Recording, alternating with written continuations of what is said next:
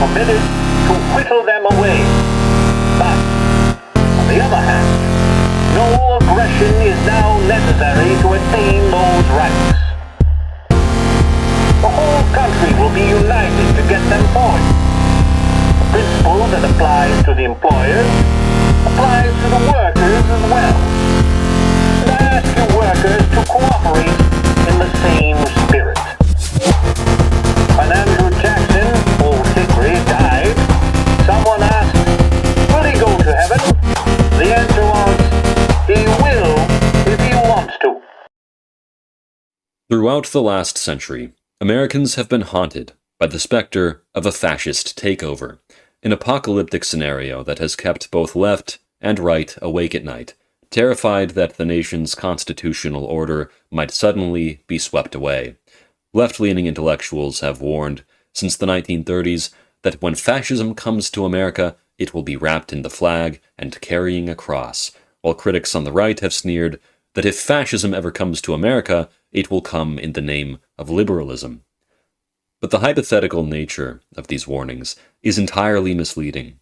For a time, the United States of America embraced fascist ideology, in diplomacy, in economics, and even within the halls of our own political establishment.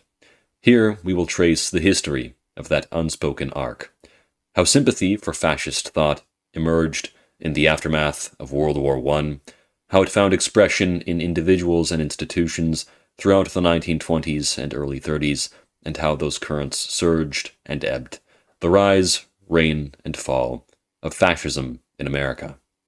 The immediate post-war years after World War I left the United States shaken and reeling in social unrest. The Great War had produced a flood of returning veterans, economic dislocation, labor unrest, and a hardline backlash against radical communists.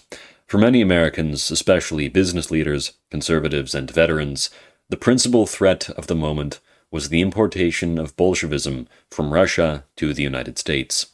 In that heated atmosphere, the promises of order and decisive leadership became attractive to the American people as a simple bulwark against the chaos that seemed to rule the streets of the Red Summer of 1919.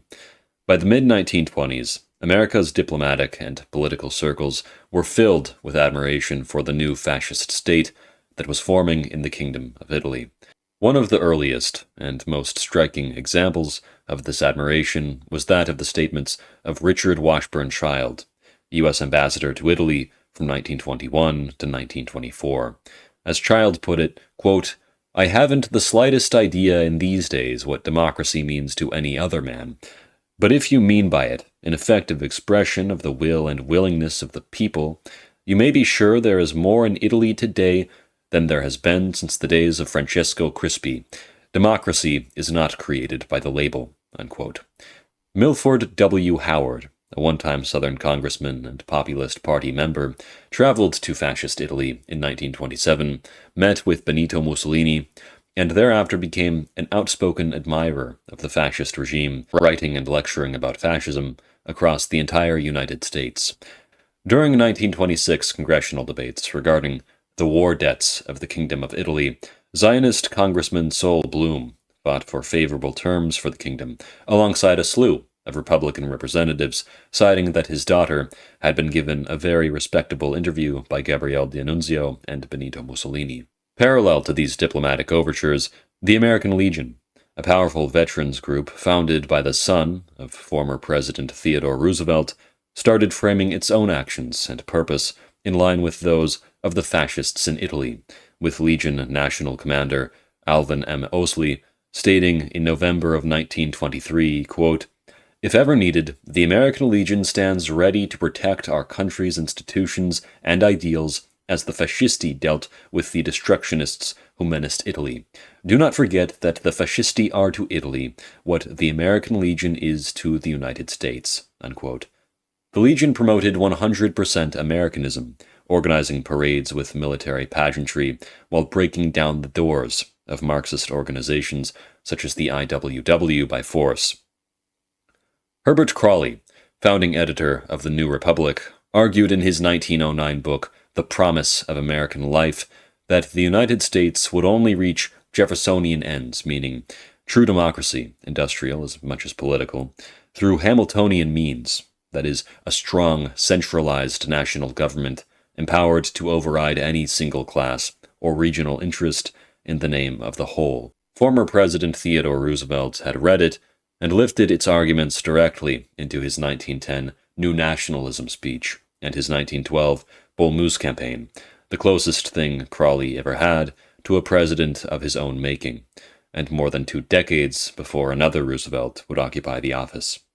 By the time Crawley helped found the New Republic in 1914, he was already arguing, in progressive democracy, that real industrial democracy would require organizing labor along syndicalist lines, representation built around the trade and the enterprise rather than the ballot box, to break the deadlock between capital and an atomized, unorganized working class. When Mussolini took power in Italy, Herbert Crawley embraced him. In January of 1927, he wrote in his own magazine that, quote, alien critics should beware of outlawing a political experiment, fascism that is, which aroused in a whole nation an increased moral energy and dignified its activities by subordinating them to a deeply felt common purpose, unquote. Crawley's editorial endorsed a companion piece, Fascism for the Italians, that praised Mussolini in the same admiring terms. Crawley died in 1930, 3 years before Roosevelt's inauguration, but the magazine he built outlived him, and so did its habit of finding virtue in strong hands, as shall be covered later. In the midst of America's rising flirtation with fascist thought came the 1929 Wall Street crash, marking the beginning of the Great Depression. The American economy was in tatters, as President Herbert Hoover failed to decisively intervene, and as time went on, the United States, it appeared, was on the path towards total oligopoly. Years went by, as tens of millions of Americans went hungry and unemployed, with hundreds of thousands of American families uprooted from their homes by the cost of living, and many more unable to feed their own children. In the midst of this chaos arose the Bonus Expeditionary Force, known more commonly as the Bonus Army, which in 1932 organized tens of thousands of unemployed World War I veterans and their families under former Sergeant Walter Waters. With his Bonus Army, Waters marched on Washington, D.C. to demand an early payment of their bonuses promised for their wartime service. Waters had hoped to establish a fascist khaki shirt movement that would seize the reins of power to clean out the high places in government and rescue the nation from economic ruin. President Herbert Hoover retaliated against Waters' expeditionary group and ordered for General Douglas MacArthur and Major George Patton to remove Waters and his Bonus Army by force. The eviction on July 28th was brutal, filled with tear gas, burned temp shelters, and the scattering of veterans and their families. The incident left the Bonus Expeditionary Force disbanded and demoralized. Waters' khaki shirt project collapsed quickly, dissolving after only a few months. Earlier during the same month, the powerful Wall Street financier Bernard Baruch attended the 1932 Democratic National Convention in Chicago. Baruch hoped to successfully plant a seasoned, business-minded watchdog inside of the inner circle of presidential candidate Franklin Delano Roosevelt. To achieve this end, Baruch attached a $50,000 contribution to FDR's campaign, contingent on the inclusion of longtime personal friend and business partner of Baruch, Hugh S. Johnson, in the president-elect's planned brain trust. FDR accepted the bargain. Johnson and Baruch had first met during Woodrow Wilson's mobilization for the World War in 1918. Baruch had been chairman of the War Industries Board since March 4th of 1918, and Johnson was named the Army's representative to the War Industries Board on May 14th. Baruch soon took a liking to Johnson's personality, and the two became close collaborators thereafter. In 1919, Johnson left the U.S. Army and assisted Baruch in preparing a concise summary of the War Industries Board's records. They remained friends over the course of the next 9 years, and in 1928, Bernard Baruch first put Hugh Johnson to work, offering his services for the 1928 Democratic presidential campaign, with Johnson taking a desk at Democratic headquarters to handle agricultural work. The month before the Democratic National Convention in June of 1932, Hugh Johnson circulated, among a small circle of his close colleagues, a short draft plan for an emergency national government. He signed it with the alias Mussolini. The plan included 8 reasons to dissolve Congress and a catalog of emergency acts intended to jumpstart America's economic recovery, vesting power in the hands of a single executive for the sake of the emergency. The draft itself is preserved among the Moley Papers and is discussed at length in John K. Oll's biography of Johnson. Johnson recommended deporting President Herbert Hoover, the Vice President, and all members of Congress to a foreign archipelago not under American jurisdiction. The draft had circulated among his closest advisors, but nonetheless, FDR seemed unmoved by the authoritarian tendencies of the newest addition to his team. Now in FDR's orbit, Johnson immediately functioned as Bernard Baruch's ambassador to FDR's brain trust, bringing to the group not only practical business experience and dynamic organizational energy, but also a commandeering style that both intrigued and unsettled the academics that surrounded FDR, including Rexford Tugwell. Johnson once famously read a memorandum attacking Hoover's economics in such a theatrical manner that FDR quipped personally to him, "Water it down 70% and make it into a speech." FDR had taken an enormous liking to this grand personality. Due to his wartime organizational background in World War I and his insistence on industrial self-government, Johnson was tapped alongside Rexford Tugwell and other New Dealers to help draft an industrial recovery bill, a draft which would lay the groundwork for what was to come next. On November 8th of 1932, FDR won the presidential election. Roosevelt achieved the highest popular vote percentage of any Democrat since 1852, and the largest raw vote total in history at the time, winning 57.4% of the vote. He carried every state outside of the Northeast, including 39 states that voted Republican in 1928. Michigan and Minnesota voted Democratic for the first time since statehood. FDR flipped the South back to Democrats and drew progressive Republicans, labor, and ethnic minorities into what became known as the New Deal Coalition, a voting bloc which would dominate American politics for most of the next half-century to come. The 1932 election terminated 52 years of GOP dominance that lasted from 1860 until 1932, initiating 20 consecutive years of Democratic Party control. The election saw a 17.6% voter swing from the 1928 elections, the largest inter-election shift in American history. On February 1st, 1933, at Warm Springs, Walter Lippmann, founding editor of the New Republic and the most widely syndicated political commentator in the country, met with President-elect FDR and told him plainly that a mild species of dictatorship, backed by the widest and fullest powers under the most liberal possible reading of the Constitution, was what the emergency demanded. Walter Lippmann, the young writer that Herbert Crawley had once brought onto the New Republic's founding staff, was the man now instructing Franklin Roosevelt to take dictatorial power, and he was not alone. On the morning of the inauguration itself, the New York Herald Tribune ran the headline, "For Dictatorship If Necessary," and countless papers across the country struck similar notes.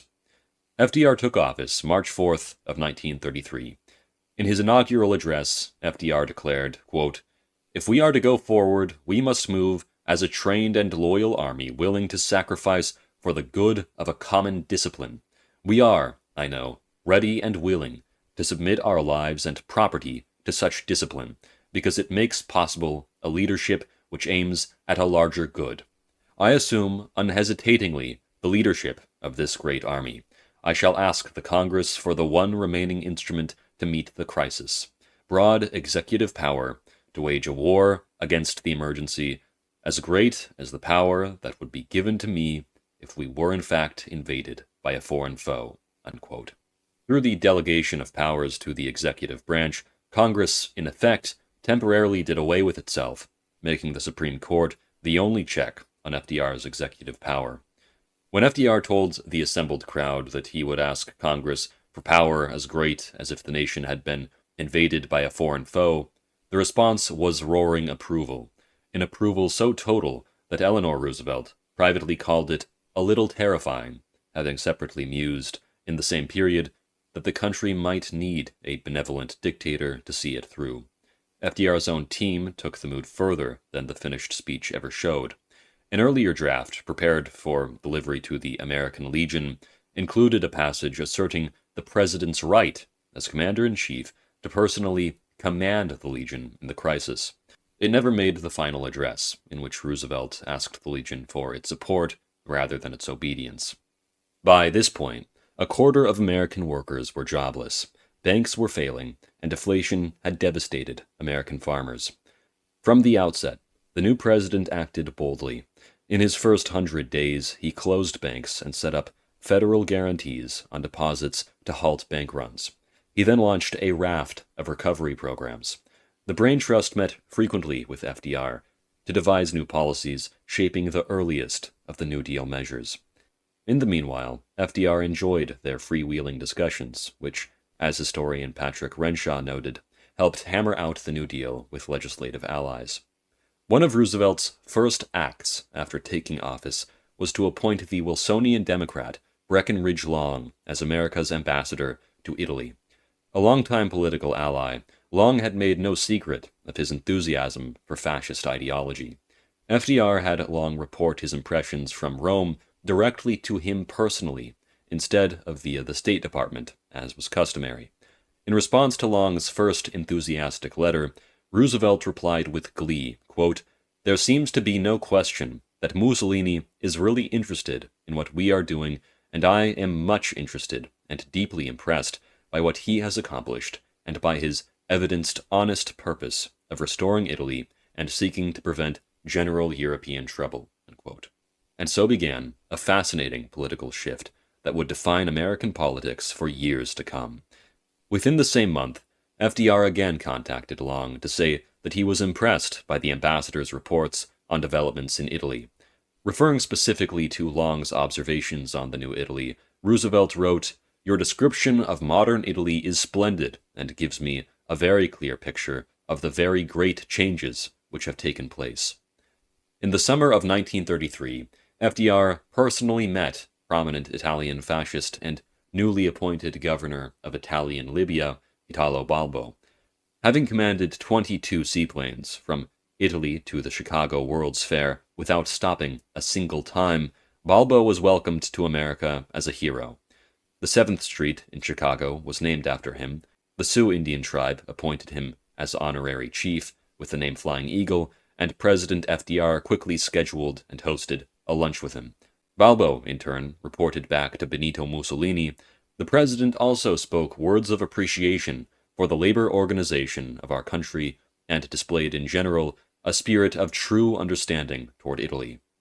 It is in the midst of the emerging political scene that Wilbur Carr, Assistant Secretary of State, expressed his belief that Prime Minister Benito Mussolini was Italy's only one first-class mind, and Charles H. Sherrill, ambassador to Turkey, pointed out the numerous similarities that he perceived between Mustafa Kemal Ataturk, Benito Mussolini, and FDR. One of the most important policies of the early New Deal was the Agricultural Adjustment Act, established in May of 1933, which paid farmers to cut production in order to raise crop prices. FDR himself admitted that the AAA was a new and untried path demanded by unprecedented crisis. The AAA introduced a new level of price controls to federal policy, an innovation so radical that it was labeled as a socialist measure by many politicians. The man FDR put in charge of it arrived through the identical channel that had just delivered Hugh Johnson. George Peake, the AAA's first administrator, had served alongside Bernard Baruch on the War Industries Board during the First World War, and it was Baruch who personally pushed Roosevelt to give him the job, the same power broker, the same wartime mobilization network, now running both of the administration's flagship recovery agencies at once.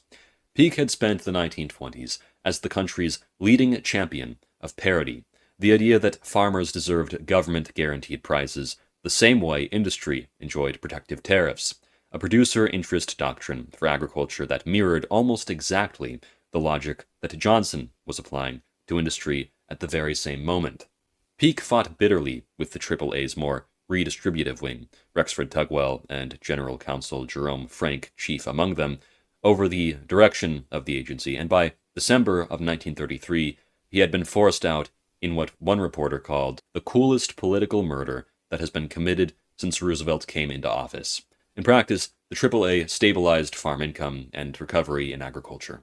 The Tennessee Valley Authority, or TVA, meanwhile, which would go on to electrify the rural South, was placed in 1933 under a three-man board chaired by Arthur E. Morgan, a flood control engineer and the president of Antioch College. Morgan was, by his own biographer's description, a man who believed in the perfectibility of humankind through planning, and he brought that conviction directly into the TVA. He wanted to require every employee of the authority to sign a personal moral code, built a planned model town at Norris, Tennessee, on Garden City lines, and promoted producers' cooperatives as the seed of what he hoped would become a new social order for the whole region.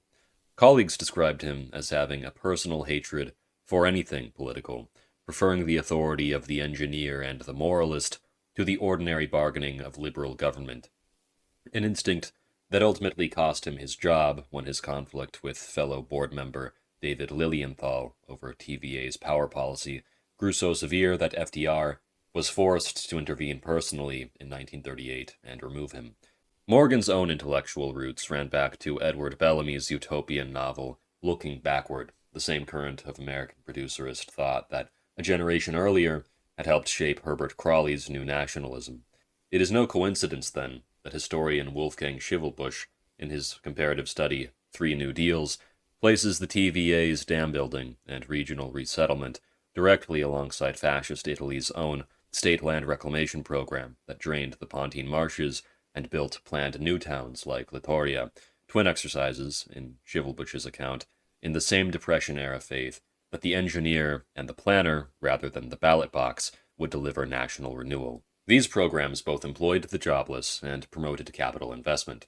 FDR's largely Democrat-dominated Congress tolerated this expansion of federal power, even amongst opposition from big business and their political allies in the government, who opposed FDR's blows against the laissez-faire economy. Unemployment would drop from its 1933 high of about 25% to roughly 14% by 1937. Industrial output climbed, and the widespread bank failures that had been commonplace under Herbert Hoover's presidency were halted.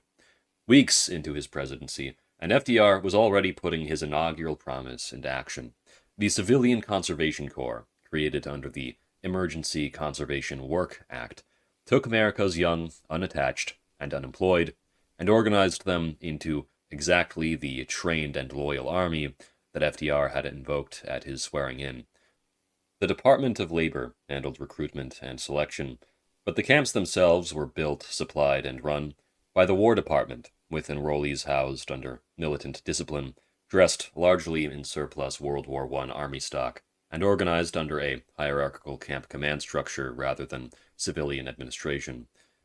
The state directly absorbed America's idle young men into a national labor corps under uniform and command for a project of national renewal, exactly in the manner as the ONB Youth Militia had since 1926 in fascist Italy.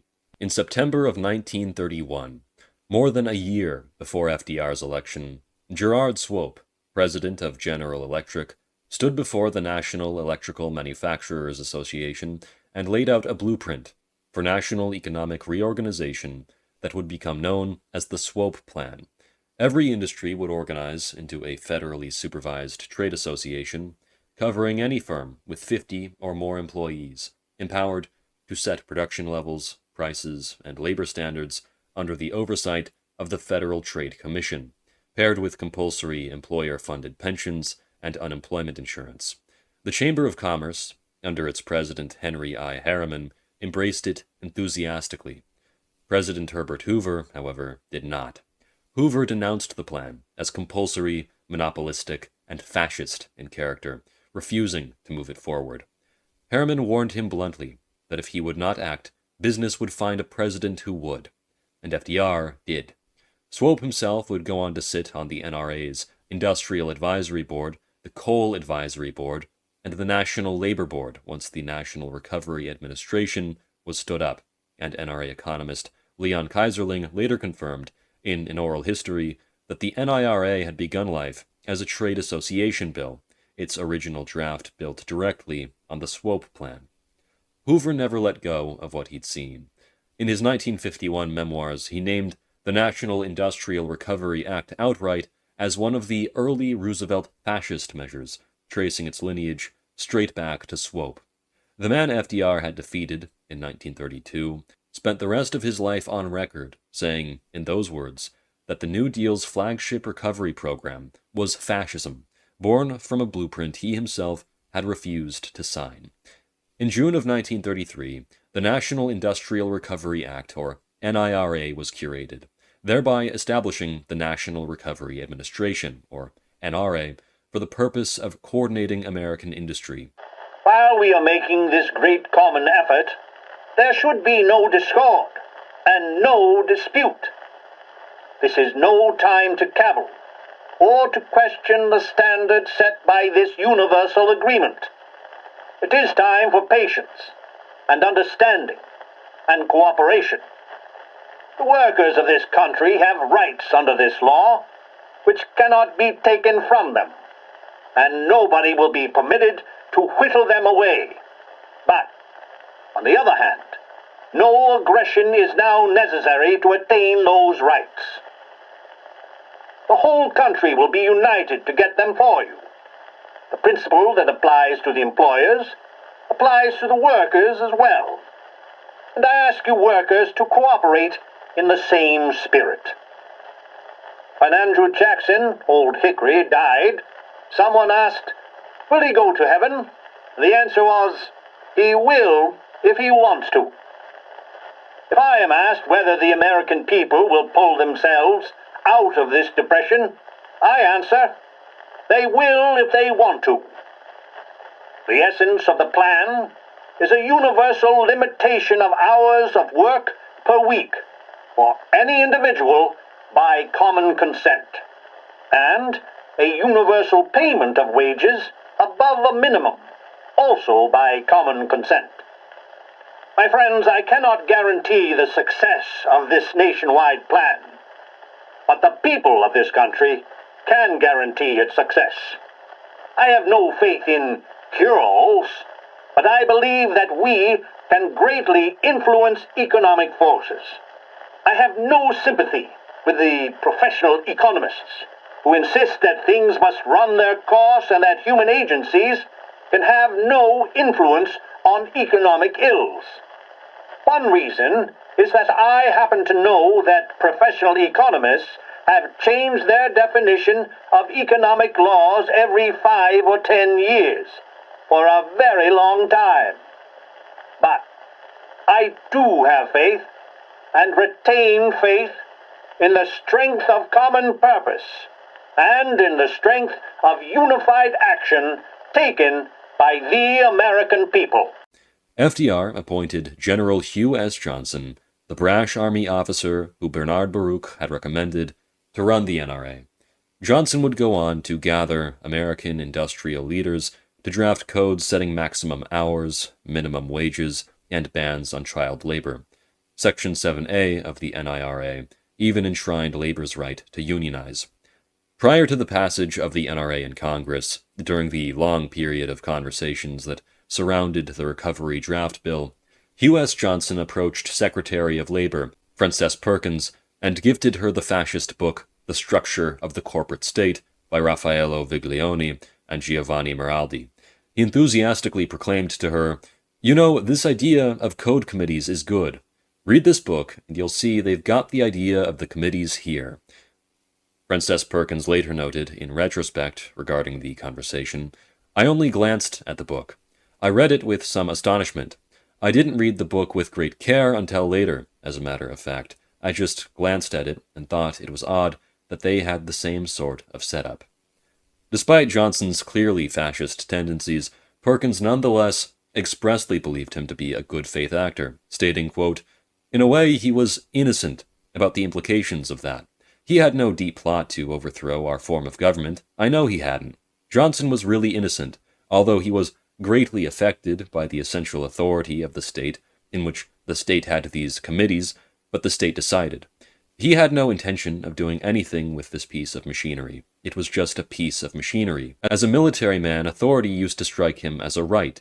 He used to say, "This is just like a war. We're in a war. We're in a war against oppression and poverty, and we've got to fight this war. We've got to come out of this war. You've got to do here what you do in a war. You've got to give authority, and you've got to apply regulations and enforce them on everybody, no matter who they are or what they do."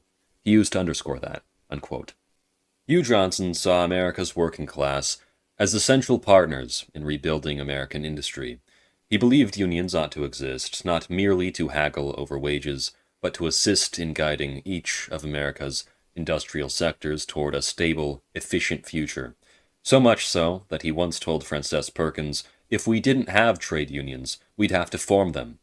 To Johnson, unions and management were two halves of the same producer interest, and the NRA's job would be to bring these halves together under fair codes of conduct.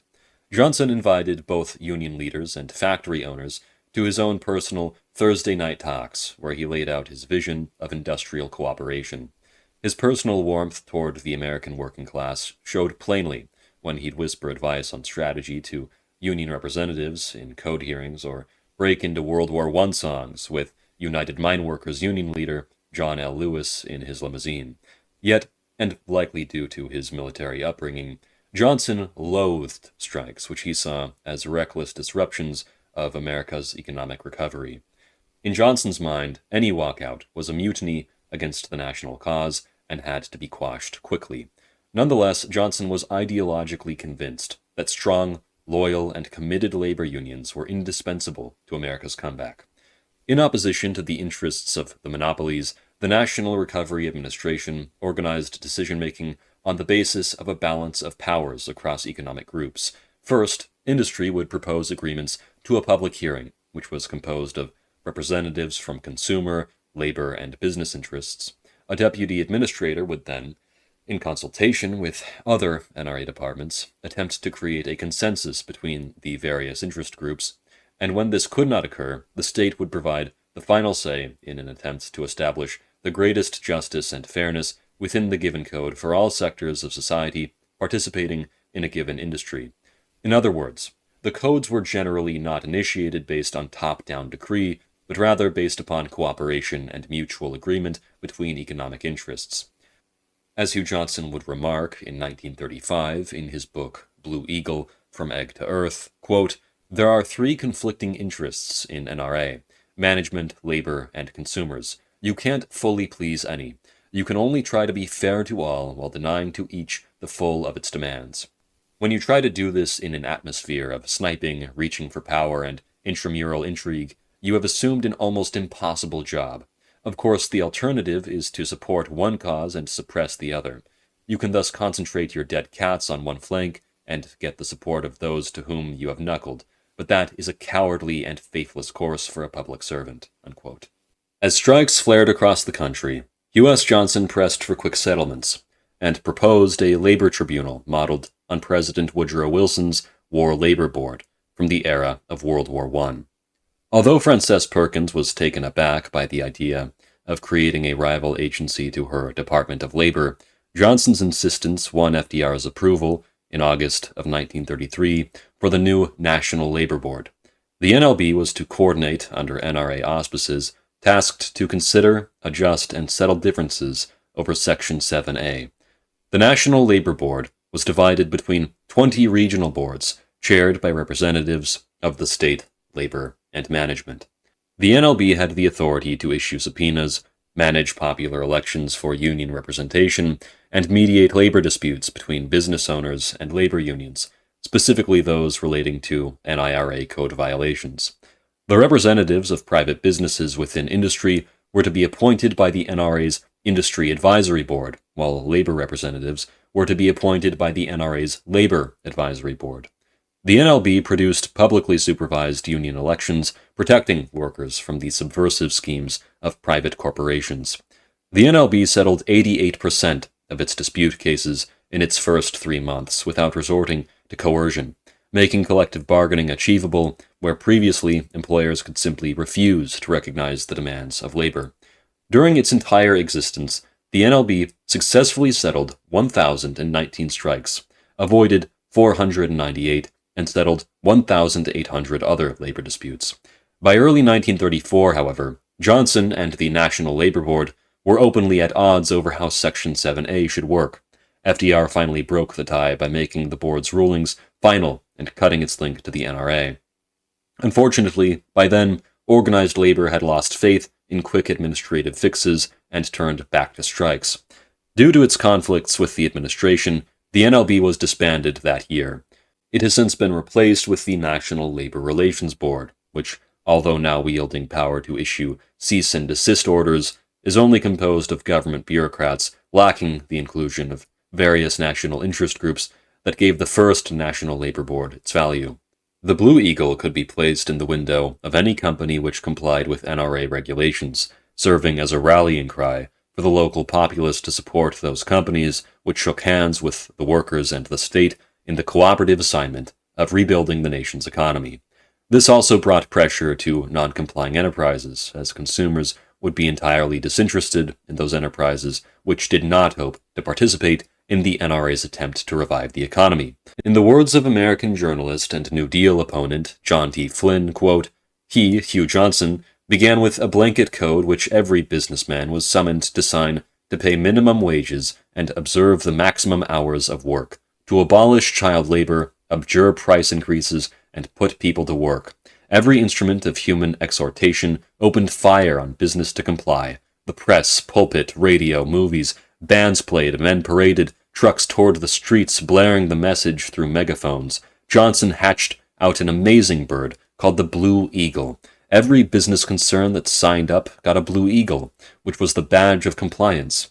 The NRA provided that in America, each industry should be organized into a federally supervised trade association. It was not called a corporative, it was called a code authority, but it was, essentially, the same thing.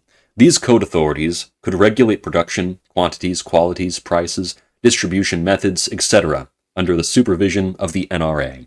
This was fascism, unquote. And Flynn was right. This indeed was fascism. Even before Congress signed the NIRA into law, Hugh Johnson had already set out to work on the 6 biggest, most organized industries: cotton textiles, steel, petroleum, automobiles, lumber, and coal, figuring that quick wins there would build momentum for the rest. He kicked off with cotton textiles, calling mill owners and workers' representatives to Washington on May 24, 1933. The industry was in free fall from overproduction and price wars, so most delegates quickly backed the 40-40 plan, 2 40-hour shifts per week. But when they proposed a bare-bones minimum wage of $8 to $9 in the South and $9 to $10 in the North, down from today's grinding $5 for 50 to 55 hours, Johnson pushed for at least $12 and floated $15 as the ideal, even suggesting they aim for a 30 or 32-hour week to spread work around more fairly. By June 1st of 1933, the committee returned bristling with data, insisting $10 to $11 was all they could afford. Johnson and his staff listened but held firm. The mills would help themselves and the nation only if workers earned enough to buy what the mills made. A week of back and forth later, they settled on $10 in the South, $11 in the North, a 40-hour work week, the 40-40 production cap, and Section 7A's collective bargaining promise. This was a dramatic leap forward, industry and government working hand in hand for the first time. When reformers demanded an explicit ban on child labor, Johnson concurred, pointing out that once wages rose high enough, mills wouldn't hire children anyway, and banning under 16 labor was a painless way to win public trust. After an overnight committee meeting, the ban was in. The next day, Johnson watched from the Commerce Department auditorium as the crowd erupted into applause, marking what he called one of the NRA's finest hours. Even a few hiccups from labor leaders who grumbled that 40 hours was still too long and $10 to $11 too low couldn't shake Johnson's confidence. He challenged them to bring data showing the code would hurt jobs, and when none emerged, he pushed on. When the Recovery Board tried to tack on a 4-month trial period and give itself more say, Johnson quietly brokered a deal. Those clauses would either be negotiated out or softened. Then, aboard FDR's yacht on July 16th, he guided the president to accept the industry's revisions. By the time Roosevelt announced his approval, America's biggest textile employers had agreed to collective bargaining, abolished child labor, cut hours, and boosted wages, all under the banner of the Blue Eagle. Johnson had not only codified a struggling industry, but had set a precedent for how the government and business could rebuild the economy together. Johnson moved quickly from the relatively smooth sailing of the Cotton Textile Code to tackle the tougher giants, steel, oil, and autos. He let the lumber folks sort out their own debates over cutting practices, since he was laser-focused on the marquee industries that really drove the economy. When steel lagged 6 weeks behind the cotton mills, Johnson threatened Myron Taylor of U.S. Steel with a forced 35-hour week and a $14 minimum wage if they didn't hurry.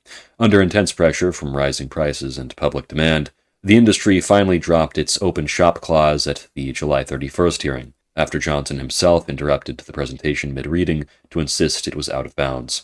Johnson believed that giving steel any leeway on prices was less than ideal, but he'd gotten them under a binding code, and that was the point.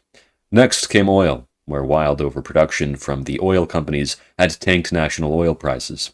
Johnson watched Congress stumble past the Marland-Kapper bill, then took charge of negotiations himself. He straight-talked the industry into production controls, and even threatened to draft his own code if they couldn't agree. When the independents and majors split over fixing prices, Johnson simply wrote a draft for them, telling anyone who complained to sit down or I'll stop it immediately, and then took it straight to FDR. Though Texan oil interests managed to water down federal quotas into recommendations, Johnson had engineered a necessary compromise that kept oil inside the NRA fold. Interestingly, small, independent oil businesses favored the NRA's oil code because it offered immediate relief from ruinous competition and collapsing prices. Pro-rationing, production quotas, and price provisions raised short-run returns and made survival possible for indebted independents.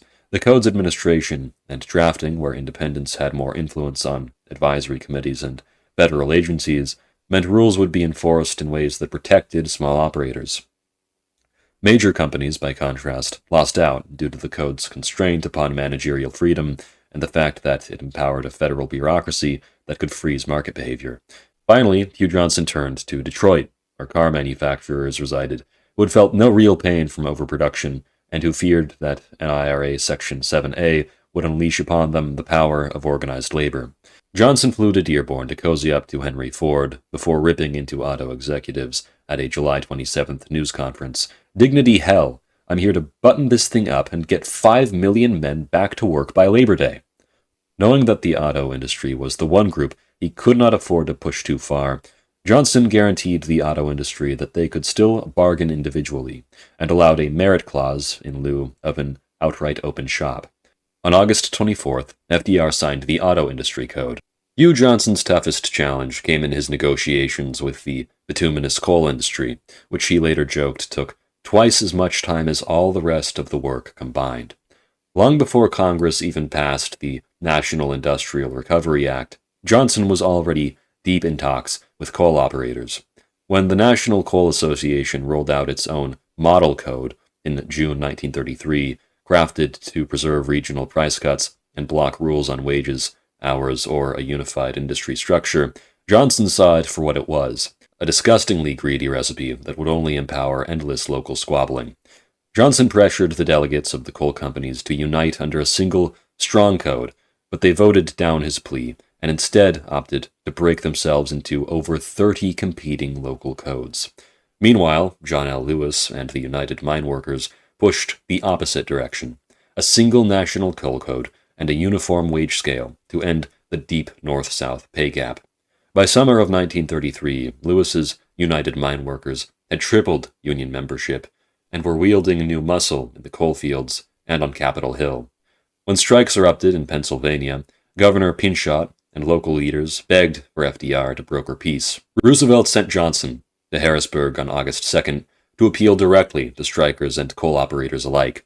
Within days, he had hauled the most stubborn opponents, coal business hardliner Tom Moses on one side, union boss Lewis on the other, into separate rooms at the Shoreham Hotel, then masterfully brought them together until they agreed on a truce and a path forward. Buoyed by that triumph, Johnson scheduled formal hearings on August 9th, hearings which were on track until Johnson made two fateful missteps. First, he attempted to negotiate regional codes separately instead of forcing a joint session, giving coal operators time to regroup. Then, on August 21st, he prematurely, quote-unquote, clarified Section 7A, the right to collective bargaining, hoping to replicate his auto industry success. Instead, coal operators, more fiercely anti-union than he'd estimated, dug in their heels, convinced that further concessions would follow. With Johnson's talks floundering, FDR convened all parties at the White House, and by mid-September, the operators and miners hammered out a single unified industry code. The final code, signed September 18th, guaranteed labor union representation, check weighman on the job, prohibition of child labor and scrip wages, and a maximum work week. Though Johnson had to grant 19 regional divisions to win operator buy-in, leaving the code a bit patchwork, he'd accomplished what no one else ever had before, a unified coal framework that balanced the respective interests of labor and capital. Even when quote-unquote captive minds stubbornly refused to recognize the Union, Johnson stayed on the phones, and by October 1st had persuaded them to honor dues checkoff and wage provisions. By month's end, the coal industry was fully codified under the NRA. Wrapping up the coal industry code was the proudest moment of Johnson's drive to systematize American business. Virtually every big sector, and hundreds of smaller trades, had drafted Blue Eagle codes, putting them under a common set of rules. This was the birth of a new industrial age. No longer could a handful of giants bulldoze workers or undercut competitors. Instead, industries would govern themselves, ditch cutthroat rivalries, and raise standards for everyone, demonstrating that private profits and the public good could indeed go hand in hand, unified by one common producer interest. Mussolini did not wait for the NRA to render his verdict on the new American president. On March 7th of 1933, Il Popolo d'Italia led with a declaration out of Washington, arguing that the new American president intended to govern along lines that resembled Mussolini's own. Then, on June 28, 1933, 12 days after Roosevelt signed the National Industrial Recovery Act into law, the paper went further and named what it saw plainly. Quote, "The American Congress has granted Roosevelt full powers. These are truly full, indeed, the fullest of full powers. What the president has is a dictatorship. The curious thing in all this is that the very champions of the democratic system find that America's current, absolutely dictatorial political development is in the fated order of things. It is, for now, simply a negation of the liberal system. Millions of men are asking themselves, what use are the immortal principles if in hours of crisis they turn out to be insufficient?" Unquote. Mussolini's own press office, that same July, ordered its writers not to publicly call the New Deal fascist outright, reportedly out of concern that the label would hand ammunition to Roosevelt's domestic opponents. In early July of 1933, FDR remarked to a White House correspondent, "I don't mind telling you in confidence that I am keeping in fairly close touch with that admirable Italian gentleman," referring directly to Benito Mussolini. At the same time, the NRA, in its pamphlet Capitalism and Labor Under Fascism, concluded in its report, "The fascist principles are very similar to those which we have been evolving here in America, and so are of particular interest at this time." On July 7th of 1933, Benito Mussolini, commenting on FDR's book Looking Forward, stated, quote, "The question is often asked in America and in Europe just how much fascism the American president's program contains. We need to be careful about overgeneralizing. Reminiscent of fascism is the principle that the state no longer leaves the economy to its own devices, having recognized that the welfare of the economy is identical with the welfare of the people. Without question, the mood accompanying this sea of change resembles that of fascism." Unquote. In July 1933, Dudley Cates, a Chicago businessman and the NRA's assistant administrator for industrial policy, objected to Johnson's insistence that every company, large or small, meet identical minimum standards for wages, hours, and working conditions. Cates warned that smaller operations would buckle under the uniform requirements, lacking the financial cushion of their larger counterparts. Johnson, however, saw through Cates's objections as a thinly veiled bid to undermine the NRA's authority, and he refused to allow loopholes that would turn the Blue Eagle codes into operational guidelines. Johnson knew that any carve-outs would render enforcement toothless and jeopardize the entire recovery effort. In a final showdown, Johnson clashed harshly with Cates over labor policy. Cates accused the American Federation of Labor of hijacking the National Industrial Recovery Act by pushing unions into every corner of industry. He painted Johnson as the AFL's lapdog and charged that Johnson had snubbed his calls for a head-on fight and, at the union's urging, shut Cates out of labor policy meetings. Johnson, in turn, reminded Cates that the law required him to work with whichever representatives that the people chose, and that excluding those representatives just because Cates disliked them would have been illegal. Johnson snapped at Cates's endless objections, pointing out the fact that his old friend's attitude had been his biggest headache on an already impossible job, and that if anyone else had acted as Cates had, they'd have been shown the door in a day. Cates tried to patch things up, but he wouldn't back down on his anti-union stance, and by August 31st, 1933, he resigned at Johnson's request. From the very beginning, Hugh Johnson made it clear that he would uphold Section 7A of the National Industrial Recovery Act, the part of the law that guaranteed workers the right to organize and collectively bargain, but he interpreted it in a way that protected private enterprise. Johnson defined Section 7A as allowing workers to pick any representative, union or individual, and letting employers choose whether to negotiate with collective groups or with individuals. In the spring of 1934, when auto workers demanded big wage hikes, rehiring of fired union activists, and official recognition of the United Auto Workers Union threatening a strike, Johnson refused to let Detroit bring the recovery to its knees.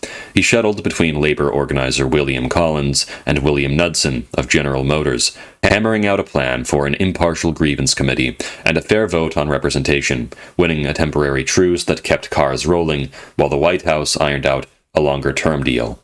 In the coalfields, John L. Lewis's United Mine Workers pushed for shorter hours, higher pay, and an end to the North-South wage gap. Faced with a nationwide coal strike on March 31st, Johnson used his executive authority to fold the new Appalachian wage agreement directly into the coal code. The move infuriated some Southern operators and even shut down 15,000 Alabama miners for a few tense days, but Johnson stood firm, tweaking the wage floor just enough to satisfy Congress and save the mines from a major walkout. Then it was the textile mill's turn. When Southern cotton factories refused to bargain with union representatives and cut machine hours but left workers earning less than before, Johnson ordered a temporary 25% work hour cut through the summer and guaranteed labor a stronger voice on the NRA's advisory boards and promises of future wage and hour studies. In June of 1934, the steel industry threatened to erupt. Young militants in the Amalgamated Association demanded labor union recognition, shorter weeks, and higher pay. Johnson personally flew to New York to persuade steel executives that even a symbolic concession would avert a crippling strike. When labor delegates still resisted, Hugh Johnson took the stage at the Garment Workers' Convention to remind everyone that a strike against the code was a strike against the country itself. Through it all, Johnson's mediation kept the recovery on track. Many, including Senator Huey Long and Dudley Cates, castigated the NRA as an enemy of small businesses, seeing as it ignored the antitrust acts and introduced a degree of price regulation. However, dismissal of the antitrust acts was in fact one of the greatest things which the NRA ever achieved. The antitrust acts, while prohibiting monopoly in theory, were not sufficient and were decimating small businesses during the Great Depression. Prior to the NRA, the Sherman and Clayton antitrust acts behaved as nothing other than murderers of struggling small businesses which were attempting to stabilize prices and outputs or pool resources between businesses as they lacked the power to compete on those matters with larger companies. Through these self-protection measures, struggling small businesses violated the antitrust laws and risked legal retaliation. Under the NRA, however, temporary and limited price agreements were introduced in some sectors to manage the crisis which was eradicating small enterprises. These price agreements banned cutthroat and monopolistic price slashing which corporations were attempting beforehand, and which could have very well led to complete market failures due to the effects of predatory pricing. Although some economists argue that these price controls hurt small enterprise, the fact of the matter is that a large quantity of the enterprises which were hurt from these price agreements were sweatshops and businesses grounded on child labor, and when they were forced to provide living wages to their workers, had no choice but to shut down.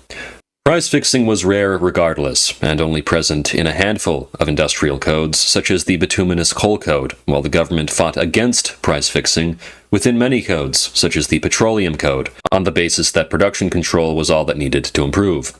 Through the Bituminous Coal Code, the coal industry was consolidated under a single code and integrated vertically alongside labor interests, ending the interregional and often harmful competition between the northern and southern Appalachian coal companies. Prior to the NRA, one company in the north would lower wages to cut costs, which in turn forced companies in the southern regions to follow suit.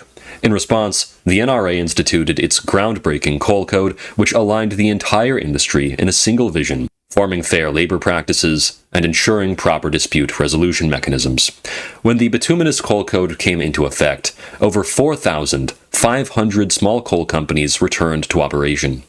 The Lumber Code brought back well over 2,000 small mills, and the Retail, Wholesale, and Rubber Tire Codes saved tens of thousands, perhaps even over 100,000, small merchants through their regulations, including limits on price cuts. Petroleum companies within Texas, Oklahoma, and California provided even greater challenges towards ensuring compliance, as deeply entrenched in local interests as they were due to the finite and geographically isolated nature of said companies. The mentality procured from this resulted in intense competition, overproduction, in turn, underconsumption, and unstable prices. Governmental attempts to control this problem in the past were limited by the Antitrust Acts, which restricted state-imposed production and pricing regulations. With the advent of the NRA, representatives of production, manufacturing, and distribution were able to agree amongst each other on production limits to stabilize prices, thereby balancing the interests of industry and consumers.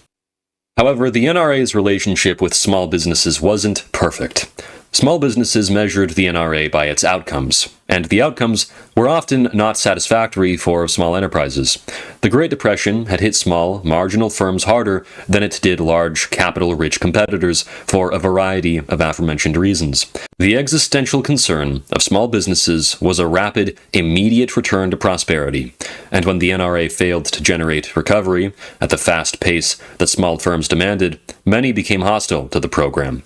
This wasn't because the NRA had been designed to favor big business, but because it had failed to deliver on the unrealistic expectations held by small firms. The NRA also became symbolically prominent as the recovery program of FDR. So when the NRA did not cure all of the ills of credit scarcity and depressed demand, small businesses understandably focused their hatred on the most visible instrument of the New Deal. The NRA could not and was not authorized to remedy the credit crunch which plagued smaller firms. Attempts to address credit through agencies such as the Reconstruction Finance Corporation were inadequate, leading smaller firms to view the broader New Deal solely as though it was a reflection of the NRA's performance. This is crucial to understand. The NRA's mandate covered fair trade rules and basic working conditions. It was not a vehicle for subsidized lending or for systemic credit relief. When wage and hour rules were enforced, they sometimes raised costs disproportionately for small, labor-intensive businesses and thereby worsened their competitive position. Small firms themselves most frequently sought exemptions not from the NRA's fair trade rules, but from the wage and hours provisions that strained their resources thin.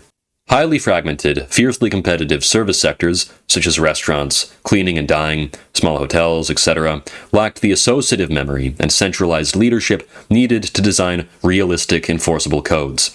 Those industries generally adopted more ambitious price stabilization provisions that were unenforceable in practice. The absence of enforcement in these cases turned codes into a device that actually penalized law-abiding small firms. as honest small companies, which complied with the NRA, often faced higher mandated labor costs, while their rivals were able to evade rules and undercut pricing.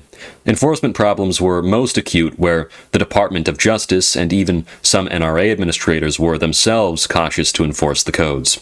Because many contested code provisions, especially price controls, occurred in industries dominated by smaller firms, weak test cases and reluctance to litigate ambitious interstate commerce claims produced very selective enforcement. That selective enforcement had the effect of advantaging the most organized or most lawless firms in a particular industry while punishing honest small operators who complied with codes. Another layer of difficulty that the NRA faced lay in competition between peripheral firms. Peripheral firms were not a unified interest group. Policies that insulated one subset of peripheral businesses, for example, through restrictive purchasing arrangements or price terms, often transferred costs to other peripheral manufacturers or retailers that supplied or bought from them. America's furniture and carpet industries, for example, opposed the extension of the NRA because cartelization of lumber and textile codes raised raw material prices for downstream small firms.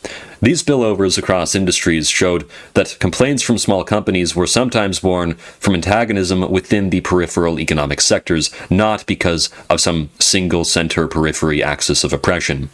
As early as January of 1934, it was clear that some firms were weaponizing the NRA's new leeway for industrial cooperation to secure unjustified price hikes and business advantages intending to move towards cartelization. These abuses were occurring in America's most competitive trades, such as lumber, textiles, and bituminous coal. In January, when price hearings occurred, suspiciously large price hikes were exposed that ate into working-class purchasing power and undermined the NRA's purpose. The central administration of the NRA was not passive to these problems. Economists and consumer advocates such as Leon Henderson in the Research and Planning Division and Consumer Advisory Board pushed for a sharply more pro-competitive line. Their work exposed the scale of the problem that the NRA faced, with some 422 NRA codes sanctioning open price systems, 297 of those permitting waiting periods that made collusion easy, and 38 codes allowing minimum price fixing. In a dozen of those, the code authority could set minimum prices without an approved cost basis. These structural tools were allowing specific business actors to put themselves ahead of their competitors and maximize their profits. Following these internal reports, Hugh Johnson ordered a halt to new codes with waiting period clauses pending study while the NRA tightened its review process. Office Memorandum 228, issued on the 7th of June 1934, explicitly reoriented NRA policy toward preserving competition and watering down the most dangerous open price and selling below cost provisions. The agency also created a stricter review of cost formulas, a move from individual cost rules toward a lowest reasonable cost standard designed to block the code authorities' capture of pricing power. Organized private interests immediately pushed back hard, with some code authorities and industry leaders portraying their industries, notably cotton and textiles, as uniquely distressed to claim exceptional treatment.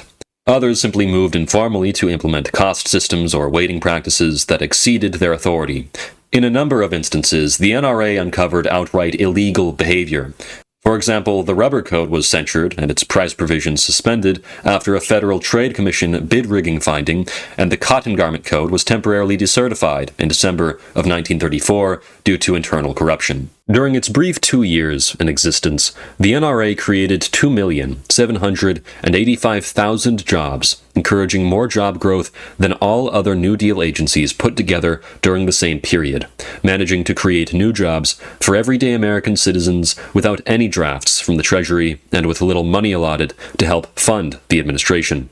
It added $3 billion annually to American purchasing power, and you can thank no agency other than the NRA for first establishing regulated working hours, wages, and improving working conditions for all citizens, as it ended child labor and dissolved sweatshops across the country. Within the first 4 months of the activities of the Presidential Reemployment Agreement of the NIRA and the NRA's Blue Eagle campaign, 96% of commerce and industry were in voluntary compliance with the NIRA. The NRA decreased the effect of the Great Depression on wages by decreasing hours, increasing wages themselves, and speeding up the production process. This was attacked by some economists who pointed out that the primary element of cost in the economy is the labor cost, and that increases in that cost via higher wages would actually limit purchasing power, which in 1933 was already very strained. This would cause consumption to decline, leading to a manufacturing decline, and thus exacerbate unemployment. Or so the argument goes. However, this was never the case, as the NRA utilized the benefits of programs such as the Public Works Administration and Agricultural Adjustment Act to increase everyday American purchasing power, in turn raising the number of total purchasers, thereby causing higher labor costs to have a lower impact on pricing. On September 13th, 1933, New York City played host to what was billed as the largest parade in its history.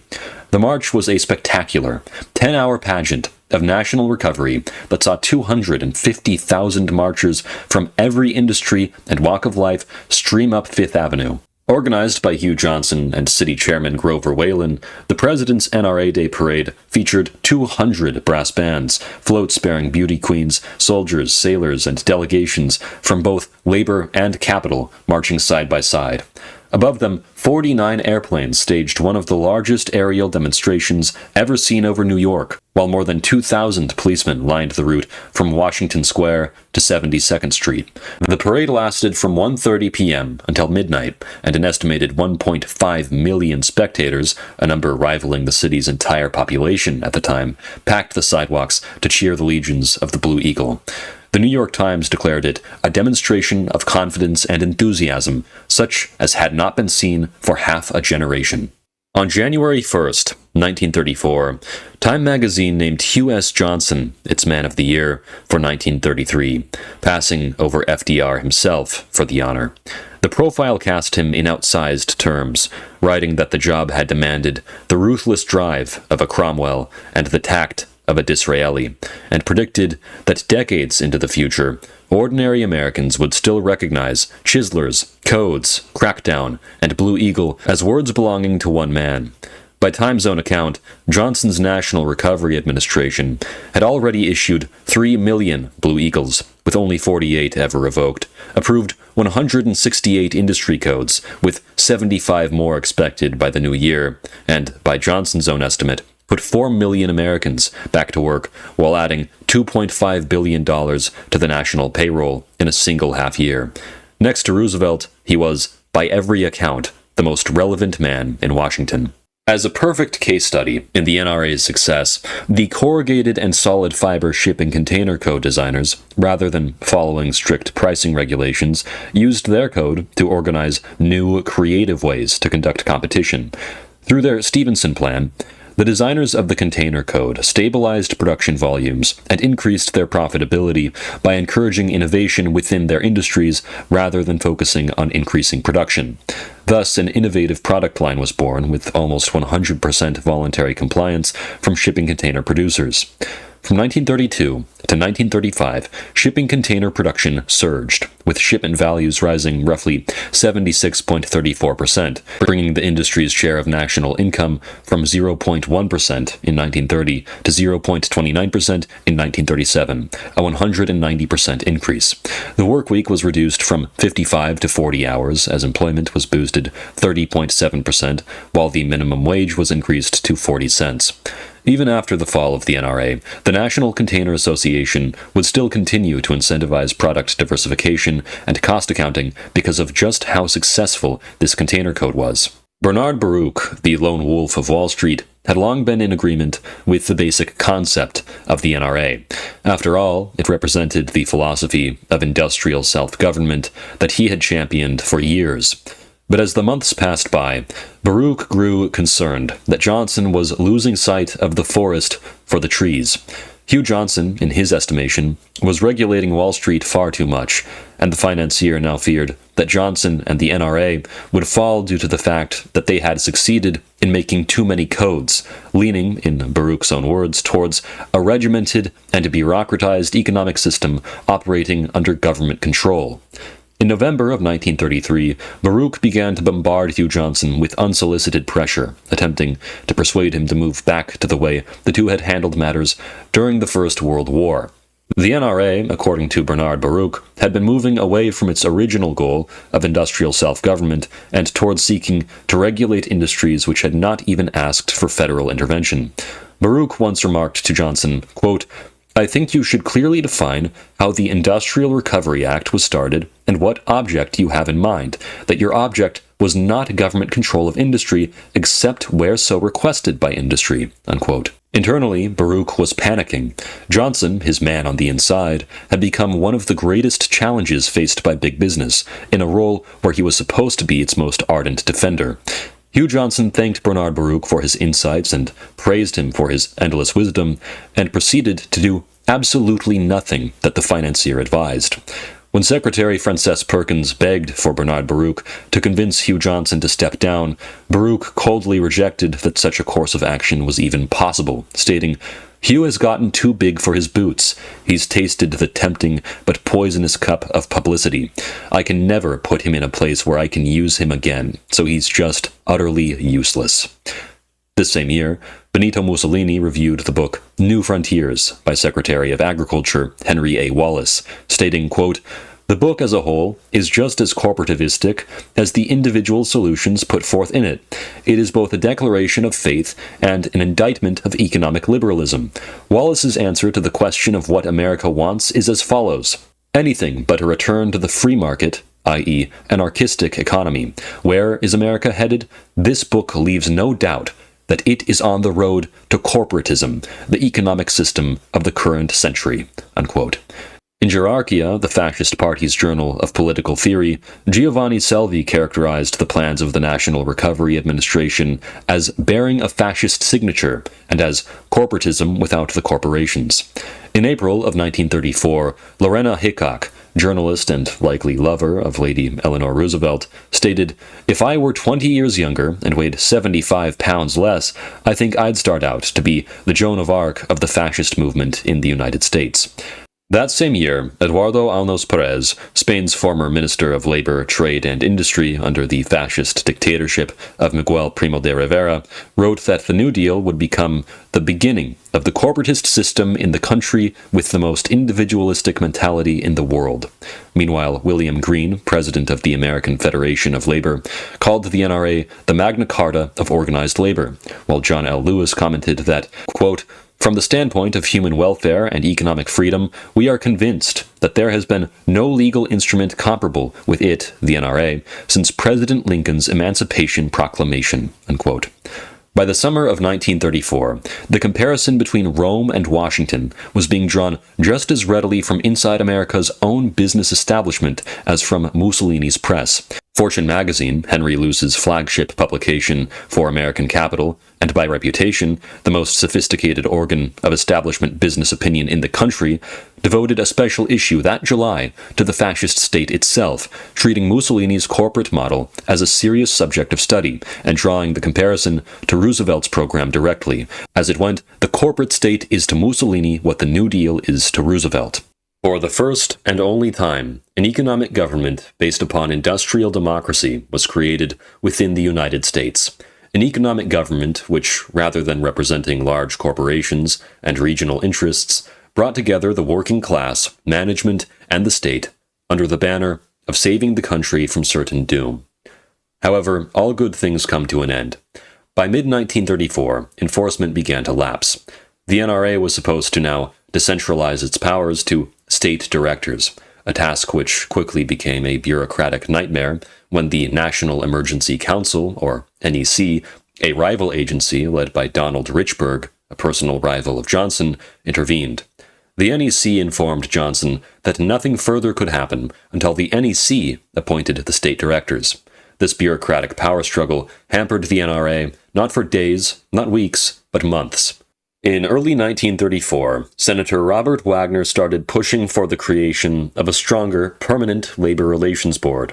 His bill, unveiled on March 1st, would have set up the NLRB as an independent agency empowered to hold union elections, mediate strikes, enforce its own orders, and ban common employer tricks designed to keep unions weak. Corporate interests quickly flooded Congress with anti-bill propaganda. Hugh Johnson mostly stayed on the sidelines at first, privately viewing Wagner's plan as a threat to the NRA's authority. Wagner wanted the new board entirely separate from the NRA, while Johnson insisted that it belonged under the NRA umbrella so that he could maintain control over it. The day before Wagner formally introduced his legislation, Secretary Frances Perkins convened a last-ditch meeting with Wagner, Johnson, Donald Richburg, and herself. Hours of back and forth over where the board should be registered went nowhere until Johnson finally stormed out, complaining that he had too much to do to waste time on what he called a trivial turf fight. With Johnson absent, the others quietly agreed the board would stand alone, outside NRA control. Publicly, Johnson offered only lukewarm support for Wagner's bill. He touted it during an auto industry dispute to push through the Automobile Labor Board. But when Wagner set aside 2 days of committee hearings, expecting Johnson's full backing, Johnson sent a letter on April 10th excusing himself on the grounds of misadventures and offering only faint praise. He backed the idea of a Supreme Court of Industrial Relations, but disagreed with completely outlawing company unions. Instead, he proposed a half measure that allowed employers to create unions so long as they didn't meddle after setting them up, a loophole virtually impossible to police. Wagner hailed Johnson's letter, but Congress saw it as a political death knell for the provisions banning company unions. As business opposition ate away at support for the bill, legislators lost interest. In response, Wagner and the FDR administration quietly stripped out the company union ban, and on May 26th, the Education and Labor Committee reported an amended version, allowing employer-sponsored unions and multiple methods for choosing bargaining representatives. Johnson then gave the bill his unqualified blessing, though he reminded the press that this bill wouldn't be a cure-all. Still, FDR didn't ever fully embrace Wagner's measure, fearing that it might alienate the business community, whose cooperation he desperately needed for recovery. When the threat of a steel strike loomed, FDR bypassed Wagner's long-stalled bill altogether, and on June 19th he signed Public Resolution 44, giving himself the power to set up temporary labor boards with election and dispute resolution authority. 10 days later, he abolished the old National Labor Board and created the National Labor Relations Board under direct executive control. In one fell swoop, Hugh Johnson's turf shrank dramatically. After dominating Section 7A disputes for a year, he was suddenly relegated to a supporting role, all the while his sympathy for management had made him a lightning rod for critics to attack. On June 26th of 1934, Hugh Johnson wrote to FDR, proposing that his position as administrator of the NRA be cut down, and that his policy-making responsibilities should be assumed instead by a board of directors drawn from industry, labor, and the professions, with the administrator still retaining executive responsibilities for the codes. By the spring of 1934, Hugh S. Johnson, having poured every ounce of himself into the National Recovery Administration, was visibly and painfully fraying at the edges. His once brisk energy gave way to exhaustion and illness, and the long hours, constant battles with critics, and years of hard living left him gaunt, unshaven, and prone to bouts of heavy drinking. Yet behind the bloodshot eyes and sporadic hospitalizations beat the heart of a man utterly committed to his country. His fiery temperament, so often met with scorn, was born of fierce conviction that the NRA's work could save millions from despair. Even as he resisted delegation and struggled to streamline the ever-growing bureaucracy he had created, Johnson's refusal to relinquish control sprang from the same sense of duty that had carried him through the darkest days of the Great Depression. In every triumphant code negotiated, and every Blue Eagle displayed, America saw the imprint of a man willing to sacrifice his health and his reputation to pull his country back from collapse.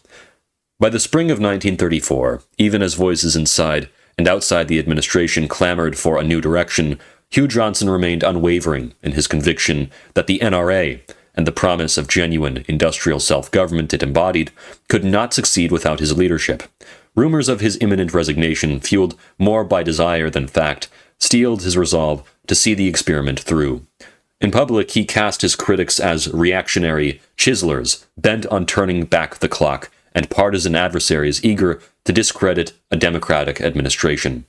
But privately, he had become expressly aware that deep personal resentments, even among former allies like Donald Richburg and Frances Perkins, had begun to spring up with the very vigor and directness that had first made him indispensable. Though Bernard Baruch and others fretted that Johnson's energy risked overreach, and Perkins worried that his personal struggles had impaired his judgment, Johnson never faltered.